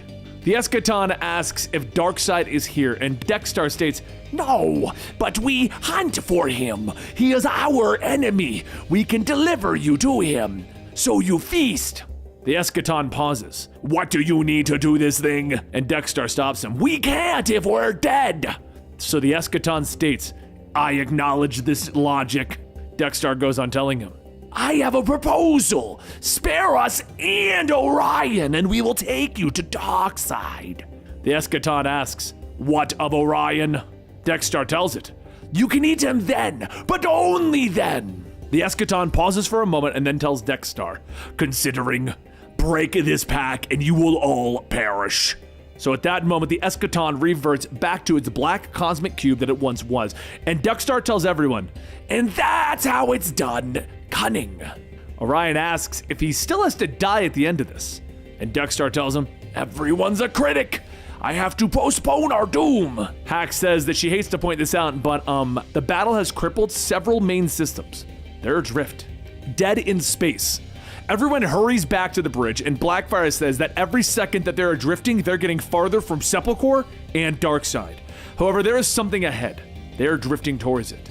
It appears to be a graveyard of wrecks. Scans show vessels from all cultures, all ages. Many are too alien to be identified. Jessica says, well, wrecked ships have salvageable tech. I bet we can get what we need for repairs. But outside, watching the Astro Runner slowly drift into the wreckage, a young girl is watching and radios back that there's a new star in heaven tonight. A fresh wreck. Huh, looks pretty intact. Lots of new tech to strip out. Thought you'd be happy, boss. Yeah, I'll be careful. And stop calling me Space Ranger. That was my pop. Call me Gamma Knife. Back on the Astro Runner, Hax goes over the long list of things that they're going to need to get the ship operational, and Jessica tells her okay. Blackfire and Deathstar will accompany her while they look through the debris. Deathstar asks Jessica, meow, what will you be doing? And she says that she'll be having a nice chat with Orion here. She is sure that it will be enlightening. Once the others leave, Orion yells that he is of the new gods. He resents the way that they have exerted their authority and taken charge of this. Just let it be known, I will not be taking orders. I will not be deputized, and you have no idea of my powers. Jessica laughs, telling him that Darkseid nuked her and she got better. Whatever he has, she really isn't that concerned. So from the top, everyone to the last detail. So after a brief moment of silence, Orion sighs. It became clear that the new gods were under a threat. Signs had proliferated visions of doom. Every soul in New Genesis dreaming the same dream night after night. That Darkseid was returning and doom would accompany him. The new gods joined the Justice League in an effort to seal the source wall and contain the danger, but that effort failed. Some great power was released, a power that immediately began to unform the new gods. We attempted to use boom tubes, but it would seem that I was the only one that survived. Darkseid very well could have been the one who sent this all into motion, but after escaping, I knew that I could find Darkseid and stop him, thwart whatever scheme he has set into motion. That is why I hid myself using the occulting armor so that I could protect myself in the eschaton that had arisen from the death of the new gods. And Darkseid's return is your fault. You and your so-called heroes of Earth. You were the ones that cut Darkseid down and reduced him to nothing. Jessica asks him how is that bad, and Orion goes on stating that because when he was Darkseid, he was stable, malevolent and all-powerful, but stable. He ruled Apocalypse from his granite throne. He showed it disinterest in the affairs of the universe. But you brought him low, took away his power, and incentivized him. Nothing provokes the powerful into action more than the deprivation of their power. Your actions spurred him into a reaction. Jessica scoffed, stating that it wasn't just them. Yes, he wanted his power back, but that's because there's a cosmic level crisis incoming. That's what he's scared of. That's why he wanted his power back, to protect himself, to move heaven and earth to activate the Sepulchre contingency. He will make new gods. He's given up on Apocalypse and New Genesis. Orion stands up, telling her, "You lie! You all know that. There's no greater threat than Darkseid. There's no force in the multiverse more potent or destructive than him. But what do we do? What is the plan?" Jessica says that she has some basics in mind. Repair the ship, find Darkseid, and kill his ass. Orion says that she is powerful, and he is powerful, but neither of them. But Jessica then tells him that they will drop the eschaton on him. And just then, an alert pops up on the computer, and Jessica says that it would seem that they have themselves an intruder. Over in the cargo bay, Gamma Knife sneaks her way on when she notices the large eschaton cube before her. She scans it, stating that this thing is throbbing with Omega energy. This could be exactly what the boss man wanted. Just need to cut this and... But at that moment, Jessica calls out the shelf to stop what she's doing and drop the lightsaber? Gamma hacks away at the hull, giving herself an opening, and tells her drones to hurry and grab the thing. Orion opens fire on one of the drones, and Gamma quickly turns back, swinging at him, telling him, "No one shoots my drones!" Orion tosses his broken guns, asking, "No one?" And Gamma then tells the drones to get him, which they all do when they swarm Orion, knocking him away. Gamma gets ready to escape with the cube, but Jessica picks it back up, tossing it in the back, stating that they should probably have a bit of a chat. "Who are you?" Gamma yells that they're the ones in her backyard. "Who are you?" So Jessica leans in, stating that she is Jessica Cruz, Justice League, and Gamma says, Oh, Justice League? For real?" Meanwhile, outside, Hax looks through another piece of text, stating that this is in remarkably good condition. She could repurpose it for the photonics. Blackfire says, "Great, but what else is on the list?" And Hax begins to state, but Dexstar interrupts, telling them, Something is stirring." Hack asks if they're in danger. At that moment, the robots begin to rip through the wall of the ship, and Blackfire tells Dexstar to get into a defensive position. Grab Hax and stay behind. Back on the Astral Runner, Gamma asks if she's really with the Justice League, like the Justice League. Jessica tells her yes, long story, who are you? So she tells her that her name is Susie Starr, last serving agent of the Space Ranger Service, and yes, he was her father. Jessica asks if she's alone, and Gamma gets ready to answer, but she stops herself, yelling, "Wait, I don't have to tell you anything. I have no proof of who you are."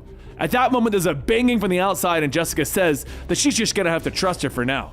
Suddenly, all of Gamma's drones fly by, yelling, "Abort mission, go, go, go, go!" As Gamma jumps out of the hole that she created, Jessica goes to check on Orion, who's been knocked out, but then she is struck from behind by an energy blast. A large alien begins to walk up to the two bodies, stating, "Thus fall all who oppose. Thus fall all who face Zotar." Zotar looks back, asking, "What's next, brother god?" And Cyborg walks up with the para-angel, stating, "Ping, ping, ping." Zotar nods. "Yes, secure the vessel and locate the others. Your will be done. Why do you seem sad, brother?" Cyborg looks down. "Ping." And Zotar tells him, "My apologies. For a moment I thought you cared about the female or something."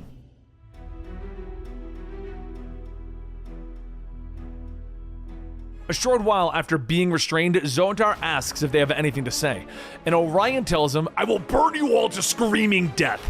Outside, Gamma Knife makes sure that she is out of range of this, calling to her boss, stating that they have a problem. They found a juicy score, but they had to bug out real fast. Also, there's two members of the Justice League there.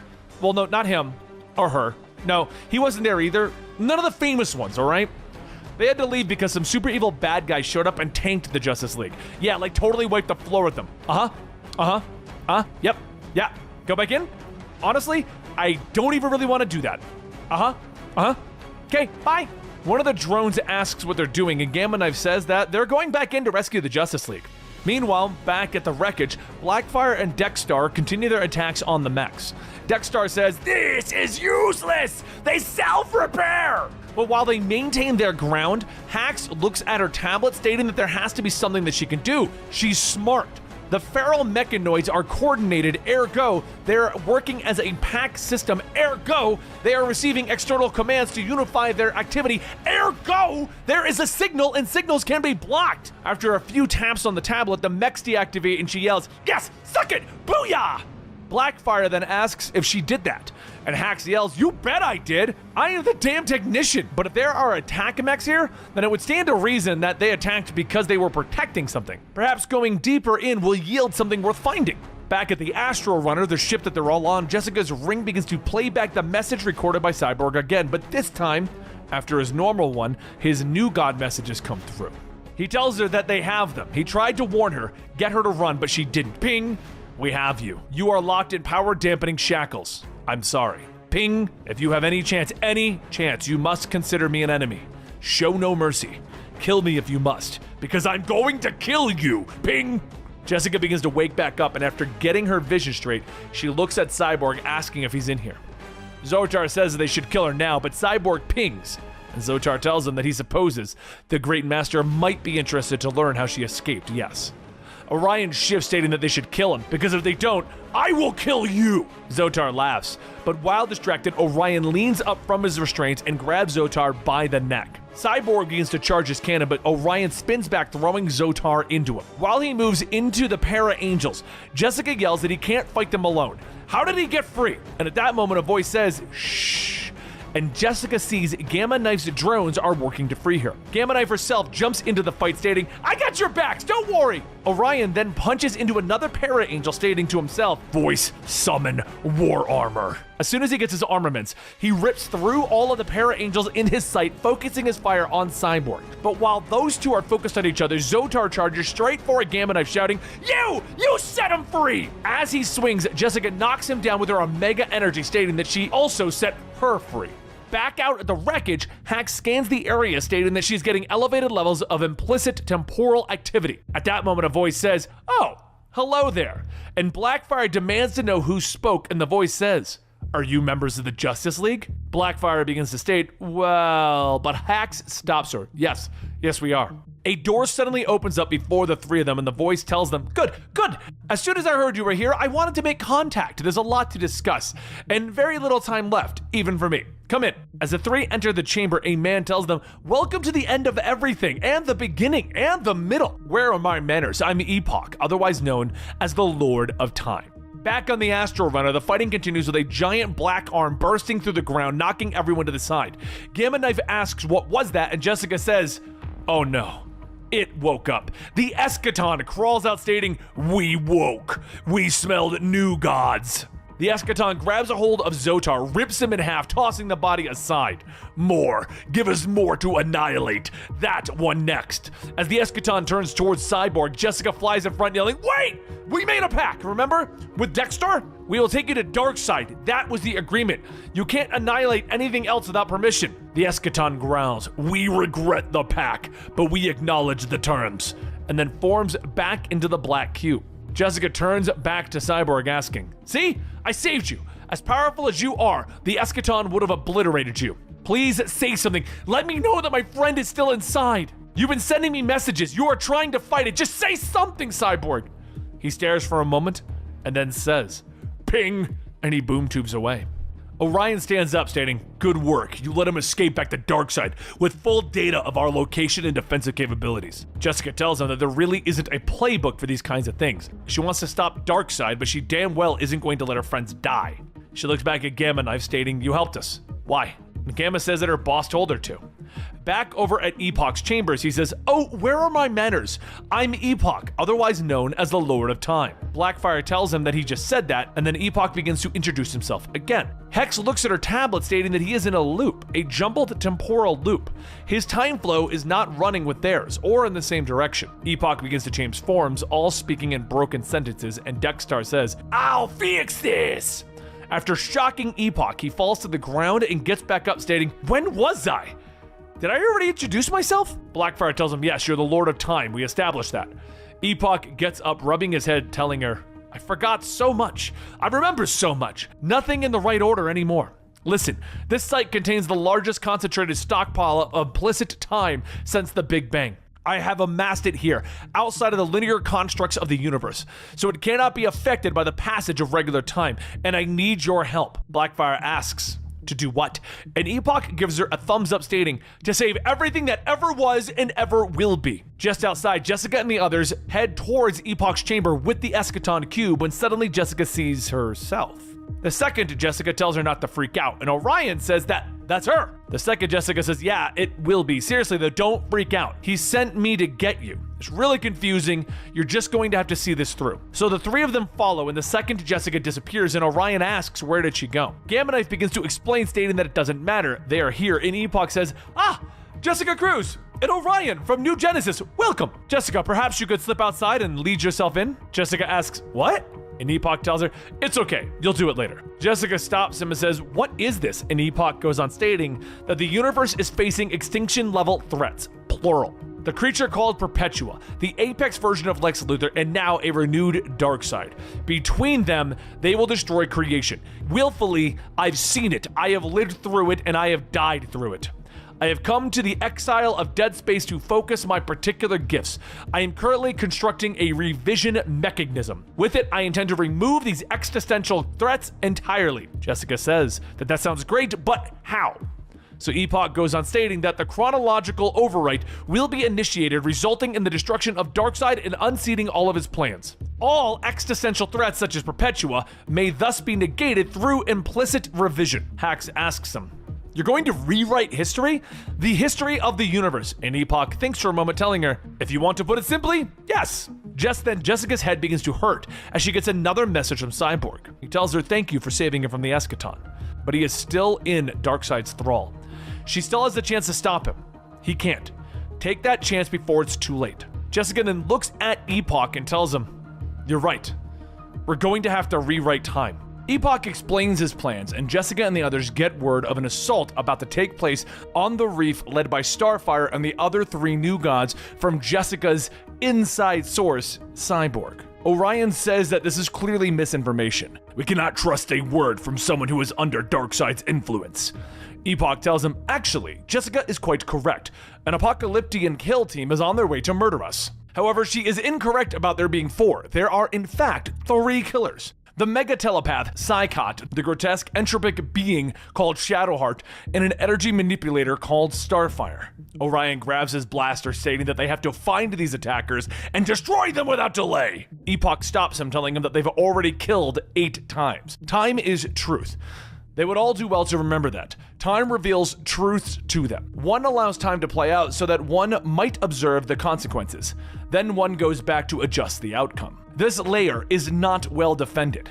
Nothing can even test the ruthless new gods of Darkseid. However, we are sheathed with time, and time is my medium. I have already allowed the incident to play out in 8 iterations. Jessica asks, what does he even mean? And Epoch smiles, telling her, this. Projections appear of the inevitable defeat of the heroes in several different ways, but after the 3rd one, Jessica yells that is enough. Epoch goes on, stating that through variant observation, he has evaluated their methods, their strengths, and their weaknesses.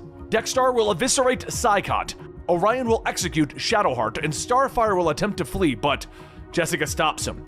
There are 4 coming. And Epoch corrects her again. No, there are only 3. Your friend Victor may be lying. Time does not. Time is truth, and the truth is that there are 3 killers approaching Jessica. Orion shouts that they must be sent back, and Epoch stops him, telling him that they have to be patient. There's time. That's the point. We have time on our side. We need to discuss the execution of the plan, and Blackfire yells that their plan is to stop these killers. And Epoch stops her, telling her they are 5 minutes away. They will remain 5 minutes away as long as I will it. Hax asks, how is this revision mechanism supposed to rewrite history without the threats? And Epoch picks up one of the information crystals, stating, I came to the reef 200 years ago to work in a temporal negative void of dead space unencumbered by universal time flow. I have spent 27 centuries here compiling data. I have observed all possible outcomes. I have evaluated the existential threats of Perpetua, Apex Luthor, and Darkseid in order to eradicate them. Jessica tells him that rewriting universal history so that none of them ever existed is reckless. But Epoch says, not at all. Hax yells that he can't just edit things out of history without disrupting casualties. The space-time continuum would collapse. Epoch scoffs, telling her, if you go in with a half-assed cut-and-paste approach, yes. Does that look like the thing that I am doing? Each of these crystals have been separated and polished, and will be rethreaded into a continuity that no longer includes polluted variations of evil. And we will do so using the revision mechanism. As everyone looks up at the giant machine, thousands of information crystals are floating around, and Gamma says that it blows her mind every time that she comes in here. Epoch continues, stating, this is not some crude masterstroke, not some cosmic despot resetting reality with a twitch of his nose. That always ends badly. This, my friends, is a surgical revision, rewriting universal history one syllable at a time with an infinite precision. Jessica thinks for a moment that he mentioned 4 threats: Darkseid, Perpetua, Luthor, and Epoch finishes her statement, stating that the other identity has not yet been determined. Jessica then says that they will have to forgive her then, but this is not as precisely planned as you claim. He admits that his data is incomplete, that there are things that he does not know. No factor must remain unknown. That is why he needs their help, to protect him while he finishes. Darkseid is closing in. Time is their greatest defense against his attacks. Orion says, even still, we're facing off against Darkseid. His power is measureless, his genius boundless. Time is a toy to him too. But first we must deal with the assassins. A few moments later, outside in the reef, Psychot scans the area, stating that he found Hax. Psychot tells her not to move. He could see inside of her mind. Why is she trying so desperately not to think about a pet cat? At that moment, he realizes that the pet cat is not a pet cat. It is a blue Red Lantern named Dexstar, who lunges out of a rock, viciously clawing away at Psychot's neck. And as Hax watches, she says that that is disgusting. Dexstar looks back, telling her, shut up! Also, pet? Hax wipes the blood from her helmet, nervously smiling that she needed a decoy. Over with Orion, he's fighting Shadowheart head on, but his attacks bounce off of her armor, and she tells him that his firepower will only tarnish her pit-forged armor. Orion says that he knows. Now! Gamma leaps in with her Gamma Blade, cutting through Shadowheart's armor, asking, what about this? Shadowheart looks at her chest piece, asking, how? And Orion tells her that the girl's blade can cut through anything. She just needed an opening. And speaking of, he fires 3 shots through the exposed armor, stating, that is a terrible hole in that armor. Anything could get in, including multiple kill shots, for example. And over with Jessica and Blackfire, the two are quietly waiting for the third and final intruder, Starfire. Blackfire says that they have a specific modulation of power needed to kill Starfire. And Jessica asks, wait, we're not killing your sister! Starfire closes in, and Blackfire says that her sister is past saving. She is Darkseid's Shatal. Her dear sister will live again once Epoch has revised the continuity. Blackfire lunges out while Jessica tells her to wait, but before Starfire even has a chance to know what is happening, Blackfire destroys her. And back inside, Epoch continues placing each of the information crystals into specific patterns. He will rewrite history. He will prevent all of this, and that's when he hears a voice calling out to him. Epoch starts to look around, asking, who's there?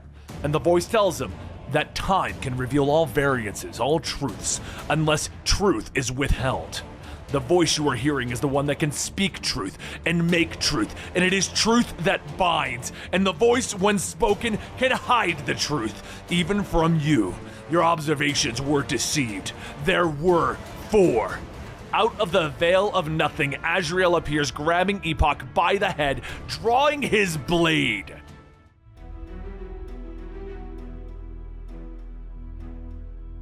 As Epoch shouts in pleas, Jessica rushes back in, wiping tears from her face, telling him to hang on. No one else needs to die today.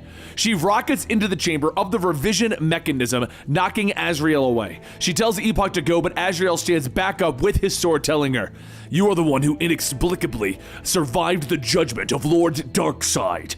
You had the advantage of surprise.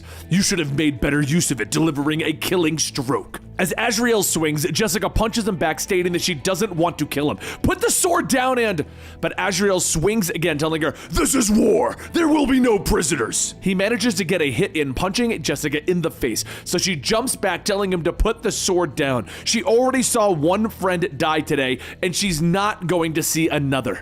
After another blow back, AZRAEL staggers, telling her, "I do not need to use the sword to stop you. I can use my voice. You will submit." Jessica grabs him by the arm, slamming him into the ground, telling him, "Your voice isn't going to work on me. My ring absorbed Darkseid's power. It made me into a living battery of Omega energy, which also happens to make me immune to your spiritual voice." Jessica strikes him with an Omega beam blast, but AZRAEL quickly gets back up. Swinging his sword, he narrowly misses, but Jessica is close, and AZRAEL uses his other hand to smack her back down. He stands over Jessica with his sword raised, yelling, "Darkseid is! Darkseid is!" But before he could deliver the final attack, Blackfire hits him with the same blast that she used on Starfire to kill her, reducing AZRAEL to ash. Jessica gets up, shocked, surprised, asking, "Why? Why did you kill him too?" Blackfire pushes her off, telling her that they have become friends. That has value, but it does not grant her permission to touch a Queen of Tamarin. As the others come in, Blackfire goes on, stating that she is too accustomed to the moral comfort of Earth's Justice League. They are very far from the high-minded luxuries of that world. This is an existential war. No place for such whimsical standards of fair play and mercy. She did not enjoy killing her own sister, but Epoch has shown them potential. They can end all threats. They can save Tamarin and the other tortured worlds of the Ghost Sector. Jessica leaves as Hax and Gamma Knife follow, and Gamma says to cheer up. Let's show some Space Ranger pluck and save the old universe. Jessica tells her that she appreciated the effort, but those were her friends. They'd been through a lot, and she swore that no one else would die today. Today. Gamma asks if everything is okay, and Jessica yells, "Today! We couldn't save them today! We couldn't save anything today!" But I'm thinking linearly. We're standing in the middle of a giant temporal manipulation device. We can't save them linearly. If they could use the information containing the Ghost Sector continuity before Darkseid consumed it, they might be able to send a message across time. So as Gamma Knife leaves to retrieve the crystal, Hax gets to work configuring one of Hax's drones so that it may act as a vehicle to get their message across. Gamma comes rushing back, stating that she got it. The Ghost Sector, pretty much its entire history, from the point that Brainiac bottled it up to the point where Darkseid turned it into Sepulchre. Hax begins to get things ready, stating that they need a point in time to return to, and Jessica says, after the fall of the Source Wall, when the Justice League destroyed it, failing everyone, summoning Perpetua. They were on a skull ship near Tamarin just before that shockwave hit. Gamma then calls out that the time plume is all set. Let's send out that message. So, back in time, prior to when the heroes are being trapped in the Ghost Sector, Jessica is arguing with Starfire that they have to turn around, that Darkseid is using them. Jessica watches her past self talking to Starfire, but as she tries to talk, no one notices. What is she supposed to do? Hax says that she's working on it. Their organic forms are not receptive to the quantum resonance. They are just not simply equipped to hear or feel a quantum signal. However, she can tune into the machines. Cyborg should be able to hear her. Jessica yells to Cyborg that it's a trap. He's going to ask them to help create something called Sepulchre. He's going to make it sound reasonable, but it's all a lie. They can't trust him. They have to deny Darkseid, because otherwise he will win, he will turn them into thralls, and it will be forever and always. As the connection breaks, Hax asks how did it go, and Jessica sighs, stating that nothing changed. She doesn't think that but at that moment she feels a sharp pain in her head as Cyborg tries to reach out to her. He tells her that it's him, the actual him. He is locked in a prison that he cannot escape, but her words gave him strength. Deny Darkseid, and he's been focusing on those words. He cannot break the grip that Darkseid has on him, but he can at least share his secrets from the inside. Jessica says they will find a way to save him, but Cyborg tells her to forget about him. They don't have any time.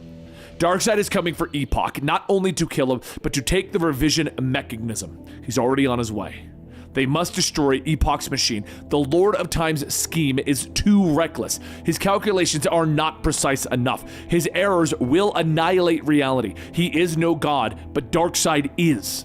Destroy the mechanism before Darkseid seizes it, please. As the vision fades, Jessica tells everyone that they have to hurry. There isn't a lot of time, and at that moment, there's a loud boom that shakes the entire reef. Gamma asks what the hell was that, and Jessica says that it was a boom tube. A mass displacement boom tube. Darkseid just brought Sepulchre to the reef. Darkseid is here. Just outside, Darkseid tells Cyborg and his new gods to go and retrieve the revision mechanism unscathed. Eliminate anyone and anything that gets in your way.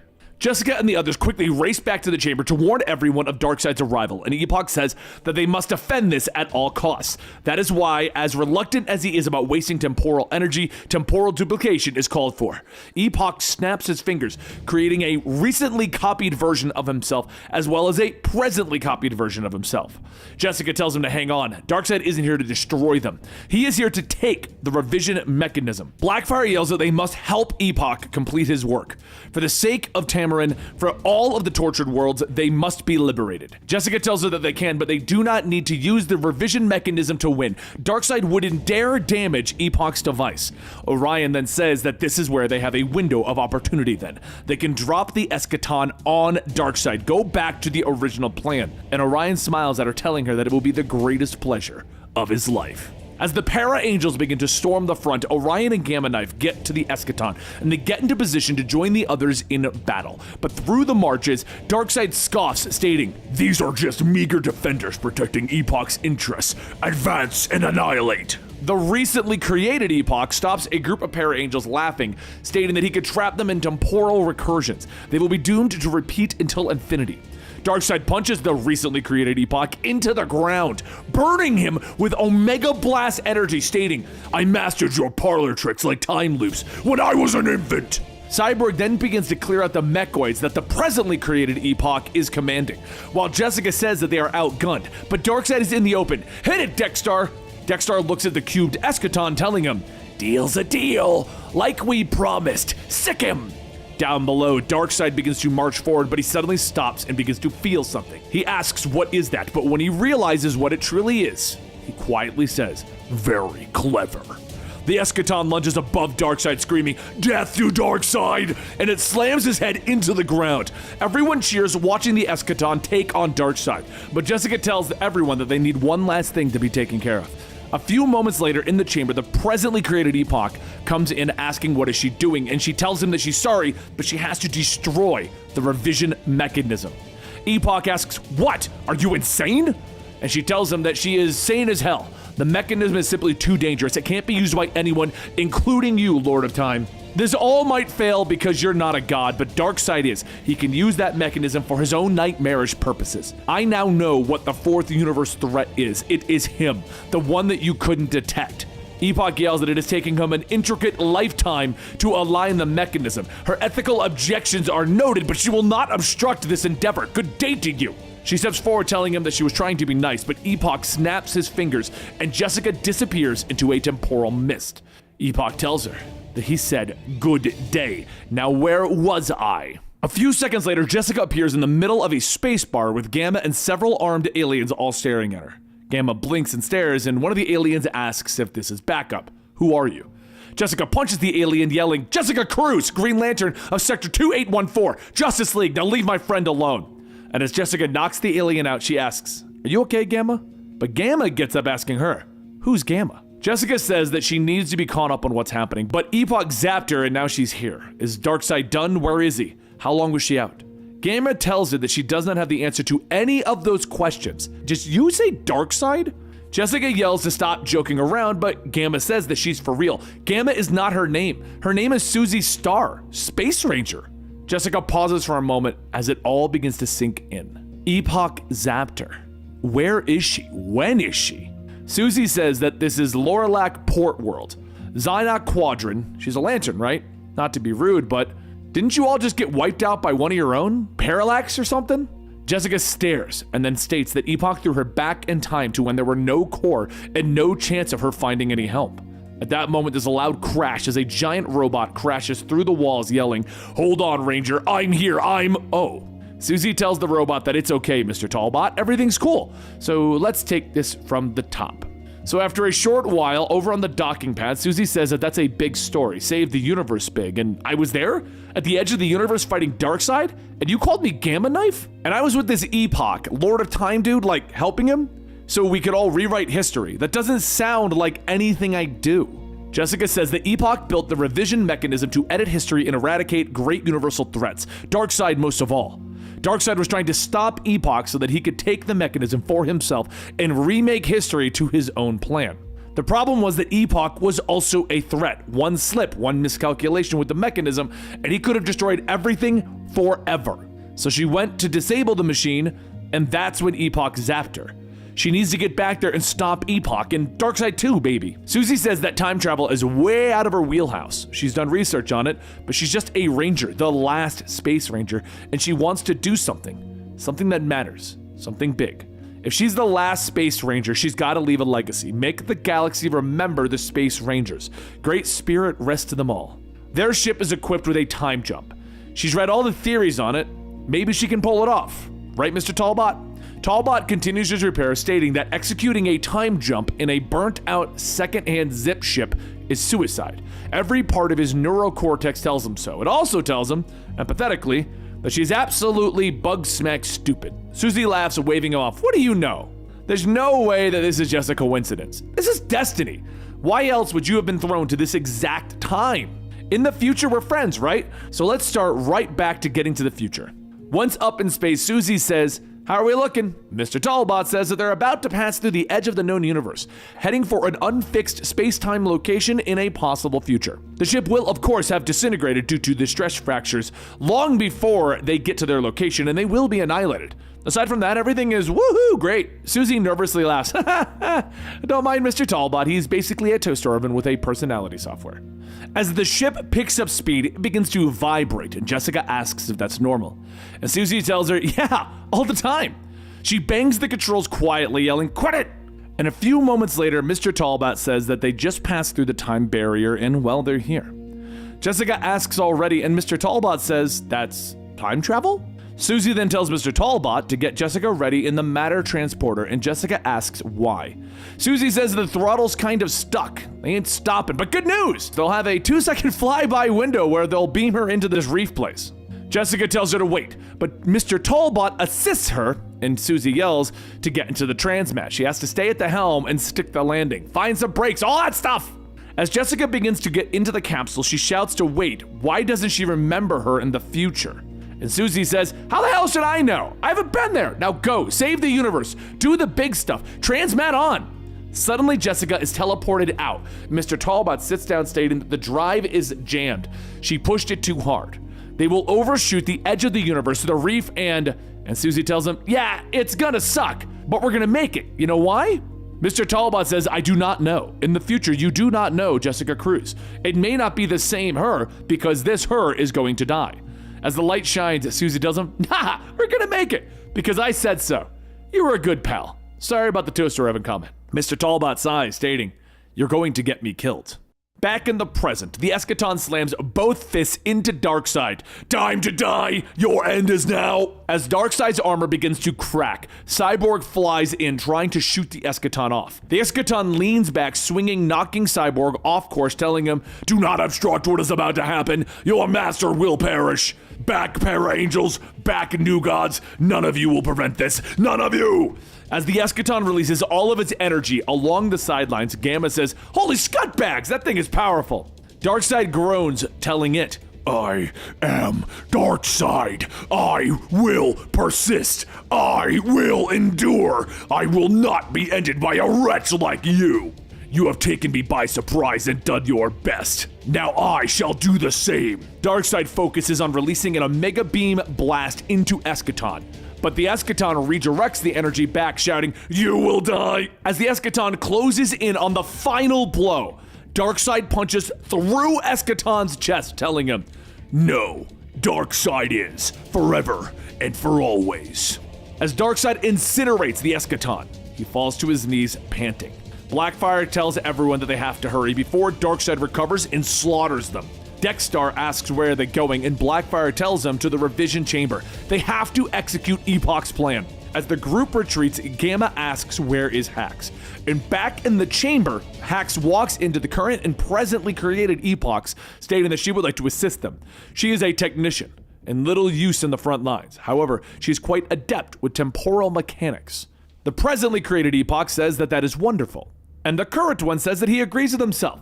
She can begin by helping the presently created one configure the last spheres of the late 20th century. Back at the entrance, Cyborg rushes over telling Darkseid that he must retreat. But he says it in words and not pings. Darkseid sits up telling him, "You speak words, not machine code. Why?" And Cyborg tells him, "I do not ping, no." As Darkseid stands up, he states that by destroying the eschaton, it sapped some of his power. His strength will return, but they are temporarily reduced. The control that he once exerted over him is now weaker. Will he exploit this chance? Will he revert to his former nature? Will he become Cyborg again? Cyborg tells him, "I will not. When I was remade, your will was imprinted on the code. The grip may have loosened, but I remain loyal." Darkseid tells him, "Good. You are a good son. Lead my army and secure the revision mechanism." As Cyborg jets off, Darkseid calls out to the forces, telling them to listen to Cyborg's word as it is his own. Now complete the great work. And just as Cyborg approaches the chamber, Blackfire and Orion concentrate their attacks and they stop him mid-flight. Cyborg falls to the ground, but as he begins to get back up shielding himself, he finds that he is close enough and he sends all of his power into his arm, blasting Orion. Blackfire lunges in, stating that she knew Cruz was wrong. Cyborg is no friend, he has to die. She begins to punch him over and over, but once Cyborg is fully charged, he releases a concussion pulse, knocking Blackfire away. He waits to see if she gets back up, and a voice asks if they are next. And Jessica walks out, asking if he's going to go through her too. Cyborg scans her, stating that she was not here before. But all will fall. Darkseid is. Jessica says that she's gonna stop him if she has to, but she really doesn't think she has to. His control has lapsed, hasn't it? Cyborg steps forward. "I am his son." But Jessica tells him, "No, you're Victor Stone. You're in there, despite everything. You're in there, so is Hope. Deny Darkseid, remember? You don't have to fight. Remember your human side." Cyborg begins to stutter. Jess? As Darkseid's hold fades, Jessica runs up crying, hugging Darkseid. And back inside of the chamber, Hax looks at the two Epochs, asking if they really thought that they'd win. Hax shoots the presently created Epoch in the head, and then the current one in the stomach, leaving giant holes in each. And a few seconds later, Gamma and Dexter rush in, asking what happened. What were those shots? Hax looks back, stating that she was merely continuing the work that she was doing all along. To be fair, she did try to stop when there seemed to be a chance, a glimmer of hope. She thought that maybe she could help break free and escape from, but no, that moment's gone. So for her own sake, she had to carry out her orders and make sure she is on the winning side. And for what it's worth, it was nice being a hero for a while. As a loud, booming sound begins to shake the chamber, Darkseid steps through the boom tube, telling Hax that her life will be spared, for she served him well. Gamma steps back from Hax. "No way." Darkseid asks, "Did you think to betray me?" Hax tries to come up with an excuse, but then she sighs, telling him that she did consider it. She thought that there might be a chance to escape his service, but she realized that that just isn't possible. She removed Epoch as a belated effort to redeem herself, but she will ultimately submit to his judgment. Darkseid extends his hand, telling her, "That doubt is a natural weakness. You were my thrall for a very long time. You saw a chance to free yourself and you took it, but you also recognized your error. It is good enough reason, pragmatic.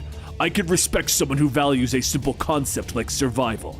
Your punishment is to serve me now, to help me set and activate the revision mechanism. Your punishment will be my forgiveness. Now let us begin." Meanwhile, Jessica leads the others back to the Time Plume, and Blackfire says that she still doesn't trust their new friend. Cyborg tells her not to worry, they will be safe. He'll tell the army to go anywhere but here. That will give them enough time to come up with a plan.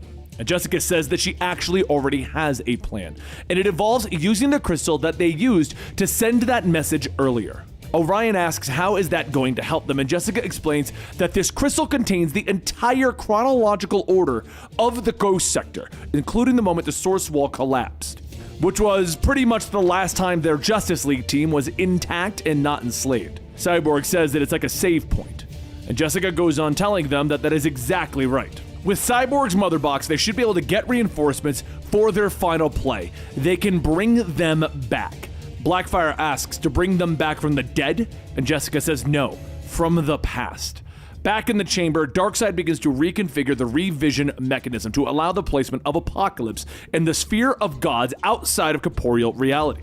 Once there, he will be able to expand the apocalyptian culture and technology across every system in the multiversal structure. Hax watches, asking if all the worlds will then be refashioned in the likeness of Apocalypse as slaves to the throne world. And Gamma yells, "What are you doing? You're supposed to be one of the good guys, now you're helping him?" Hax tells her that she is, and says that it would be wise if they all assisted him in this. Gamma then asks why would she do that, and Darkseid tells her, "Because if you refuse, you will simply die, for you are already dead." Gamma scoffs, stating that that is some scary stuff. Wait, what? Darkseid goes on stating, "It is all here. You, the Space Ranger, Susie Starr, enlisted Jessica Cruz, and you died in the time jump." Hax then explains that Epoch found her and retrieved her. He wanted a companion and a helper for his work. Epoch rebuilt her using the Reef's temporal fields. He salvaged Mr. Tailbot and turned him into those drones.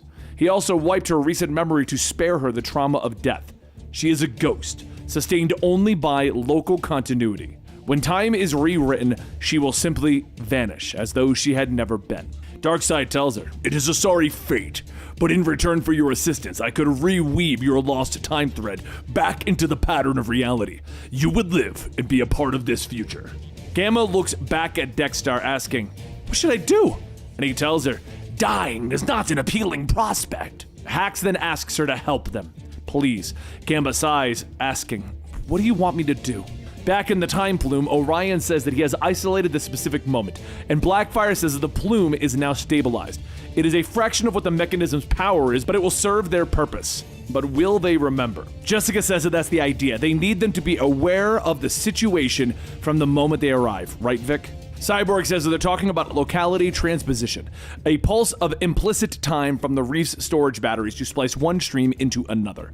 This kind of temporal transaction was beyond even Darkseid's ability. That's why they needed Epoch's unique time devices. It's relatively simple if you have the right tech. Cyborg then hits the button to activate the plume, and there is a sudden boom as a portal opens up. The past Starfire, Cyborg, and AZRAEL all stumble out, and the past Cyborg asks, "All right, what is going on?" Jessica tells them hi. Now this is going to take a moment to explain. As the memories of the current counterparts pour into the past, AZRAEL asks, "What did I become?" The past Cyborg states that there is no way that he would have become whatever that is. And the current one tells him, "There is no way that you wouldn't. You are still adjusting to the new memories. You'll understand soon enough."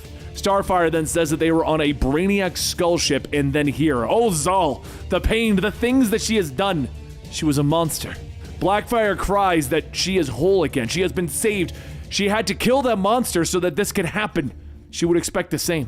Starfire pulls her arm from Blackfire's grip, telling her that she would not kill her own sister. Blackfire begs for her to listen, but then Jessica Cruz asks, "This was your idea?" Just then, there's another thundering explosion that shakes the core of the Reef as Darkseid brings Apocalypse back into existence. Blackfire asks what on Zal was that, and the present Cyborg states that they are just experiencing a temporal shockwave. Sepulchre is vanishing, being erased from reality, and according to these readings, the Ghost Sector worlds are all being restored to their original locations. The past Jessica says, "That's good, right?" And the current one says, "No, that's bad." That means that Darkseid has already activated the revision mechanism and has already begun to edit the universe. We need to destroy the mechanism. Deny Darkseid or die trying. So a few moments later in the chamber, Darkseid guards Hax and Gamma, stating that they will not get past. "You will not stop me. You are already too late." As Jessica and her team clash with Darkseid, Gamma looks back yelling, "Holy mean beams! I gotta help! Hax tells her no, they have to finish this, and Gamma says that this might be their only chance, and Hax says that's exactly why. If they fight with the others, they will die with the others. But if they finish Darkseid's work on the mechanism, and she means finish it now, while he's occupied, Gamma looks at one of the crystals and says, oh. Jessica looks back at Blackfire, focusing on the mechanism, but Darkseid grabs Starfire and throws her, stating that she will not. AZRAEL slashes, stating that they won't be able to keep this up. He's too powerful, but present Cyborg states that Darkseid is only working with a fraction of his strength. Darkseid grabs Cyborg by the head, asking, "You doubt my strength!" And after focusing his energy, Cyborg begins to shout, "Ping, ping, ping!" and turns his guns towards the others. The past Cyborg flies in, stating, "Oh no, this one is mine," and he punches the present Cyborg in the stomach. As the para-angels begin flooding in, the current Jessica sees her past self badly injured, and as she goes to help, the past version says not to worry about her. Go finish this! Jessica rushes back into battle against Darkseid, but he blasts her into the ground, asking, "Do you not remember what happened last time?" Just as Darkseid and his forces begin to overwhelm the team, Hax says that they are ready to trigger the temporal cascade. Hax then looks at Gamma, telling her that she's sorry, and Gamma tells her it's okay. She wanted to be a hero. Do something big, even if that means the worst. Hax turns to Dexter. "Are you ready?" And he licks himself, stating, "You are a traitor to the end. That's what I like about you." Dexter looks down at one of the crystals on the desk, and then he knocks it over, shattering it. Hax shouts to Gamma to break it. "Smash the mechanism!" And Gamma begins to swing her sword as Darkseid looks back, shouting, "No! What are you doing?" Hax tells her that she is defying him, and Gamma yells, "Yeah, suck it, you great big!" But before she could finish, her body begins to fade out of existence. Hax calls out to her, but Dexter says, "She's already gone. She never was. Not really. Right now, though, the time fields are buckling. We must prepare for..." But before he could finish, the revision mechanism explodes. Darkseid looks at Jessica, telling her that the implicit time spilled here is about to implode. "You have beaten me." Jessica yells that she said that she would. If it was the last thing, and Darkseid stops her. "It will be your last thing. I will retreat to Apocalypse. You can only remain here and perish."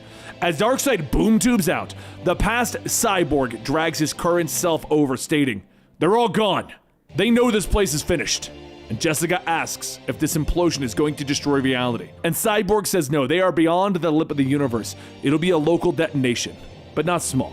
With them being outside the material universe, he has no navigational data to boom tube them back out. And the present Cyborg begins to stand up, stating, "I do. I retained my new god, extra universal mapping. I can get you out, but I'll have to remain here to do it. All I would need is a power source to amplify it." The past Jessica wobbles forward, stating that she can provide it. Not like she's going to be walking away from this. Starfire yells that they will not. Either they all get out of here or... But the past Jessica begins to transfer her energy to the current Cyborg, stating that it's an executive decision. "Here's your power, Vic. Do it." The boom tube opens up around everyone, and Starfire reaches out, yelling for them not to. And just as quickly as it came, the portal closes. Jessica laughs, telling them that that was quite a ride, huh? And Cyborg says that it was a hell of a thing. But just outside, the reef explodes in a blinding white light, with Jessica shielding everyone from the shockwave. But as the blast passes, AZRAEL says, "Okay, now what?" Jessica says that she's open to ideas. The last spark that she has left is barely enough to sustain an atmosphere here, so they better think of something quick. Cyborg says that he can boom tube them off the rock, just need to know where everyone's going. And as everyone says their goodbyes, Cyborg opens up a portal for everyone to leave. Jessica Cruz headed back to Oa. Orion brought AZRAEL, Dexter, and Hax to Thanagar to prepare for the next war. And Cyborg and Starfire get ready to head back to the Hall of Justice. But as they step through, their looks dramatically change. And the post-apocalyptic Starfire and Cyborg look at the destroyed world, and Cyborg asks, "Okay, what did we miss?" And there you guys have it, Justice League Odyssey, the full story. So now we've done Justice League Dark, we've done Justice League Odyssey. It's time for us to do the original Justice League that all of this tied together at the time. I hope you guys enjoyed this. Thank you so much for sticking around, and I'll see you next time right here at the Comicstorian channel.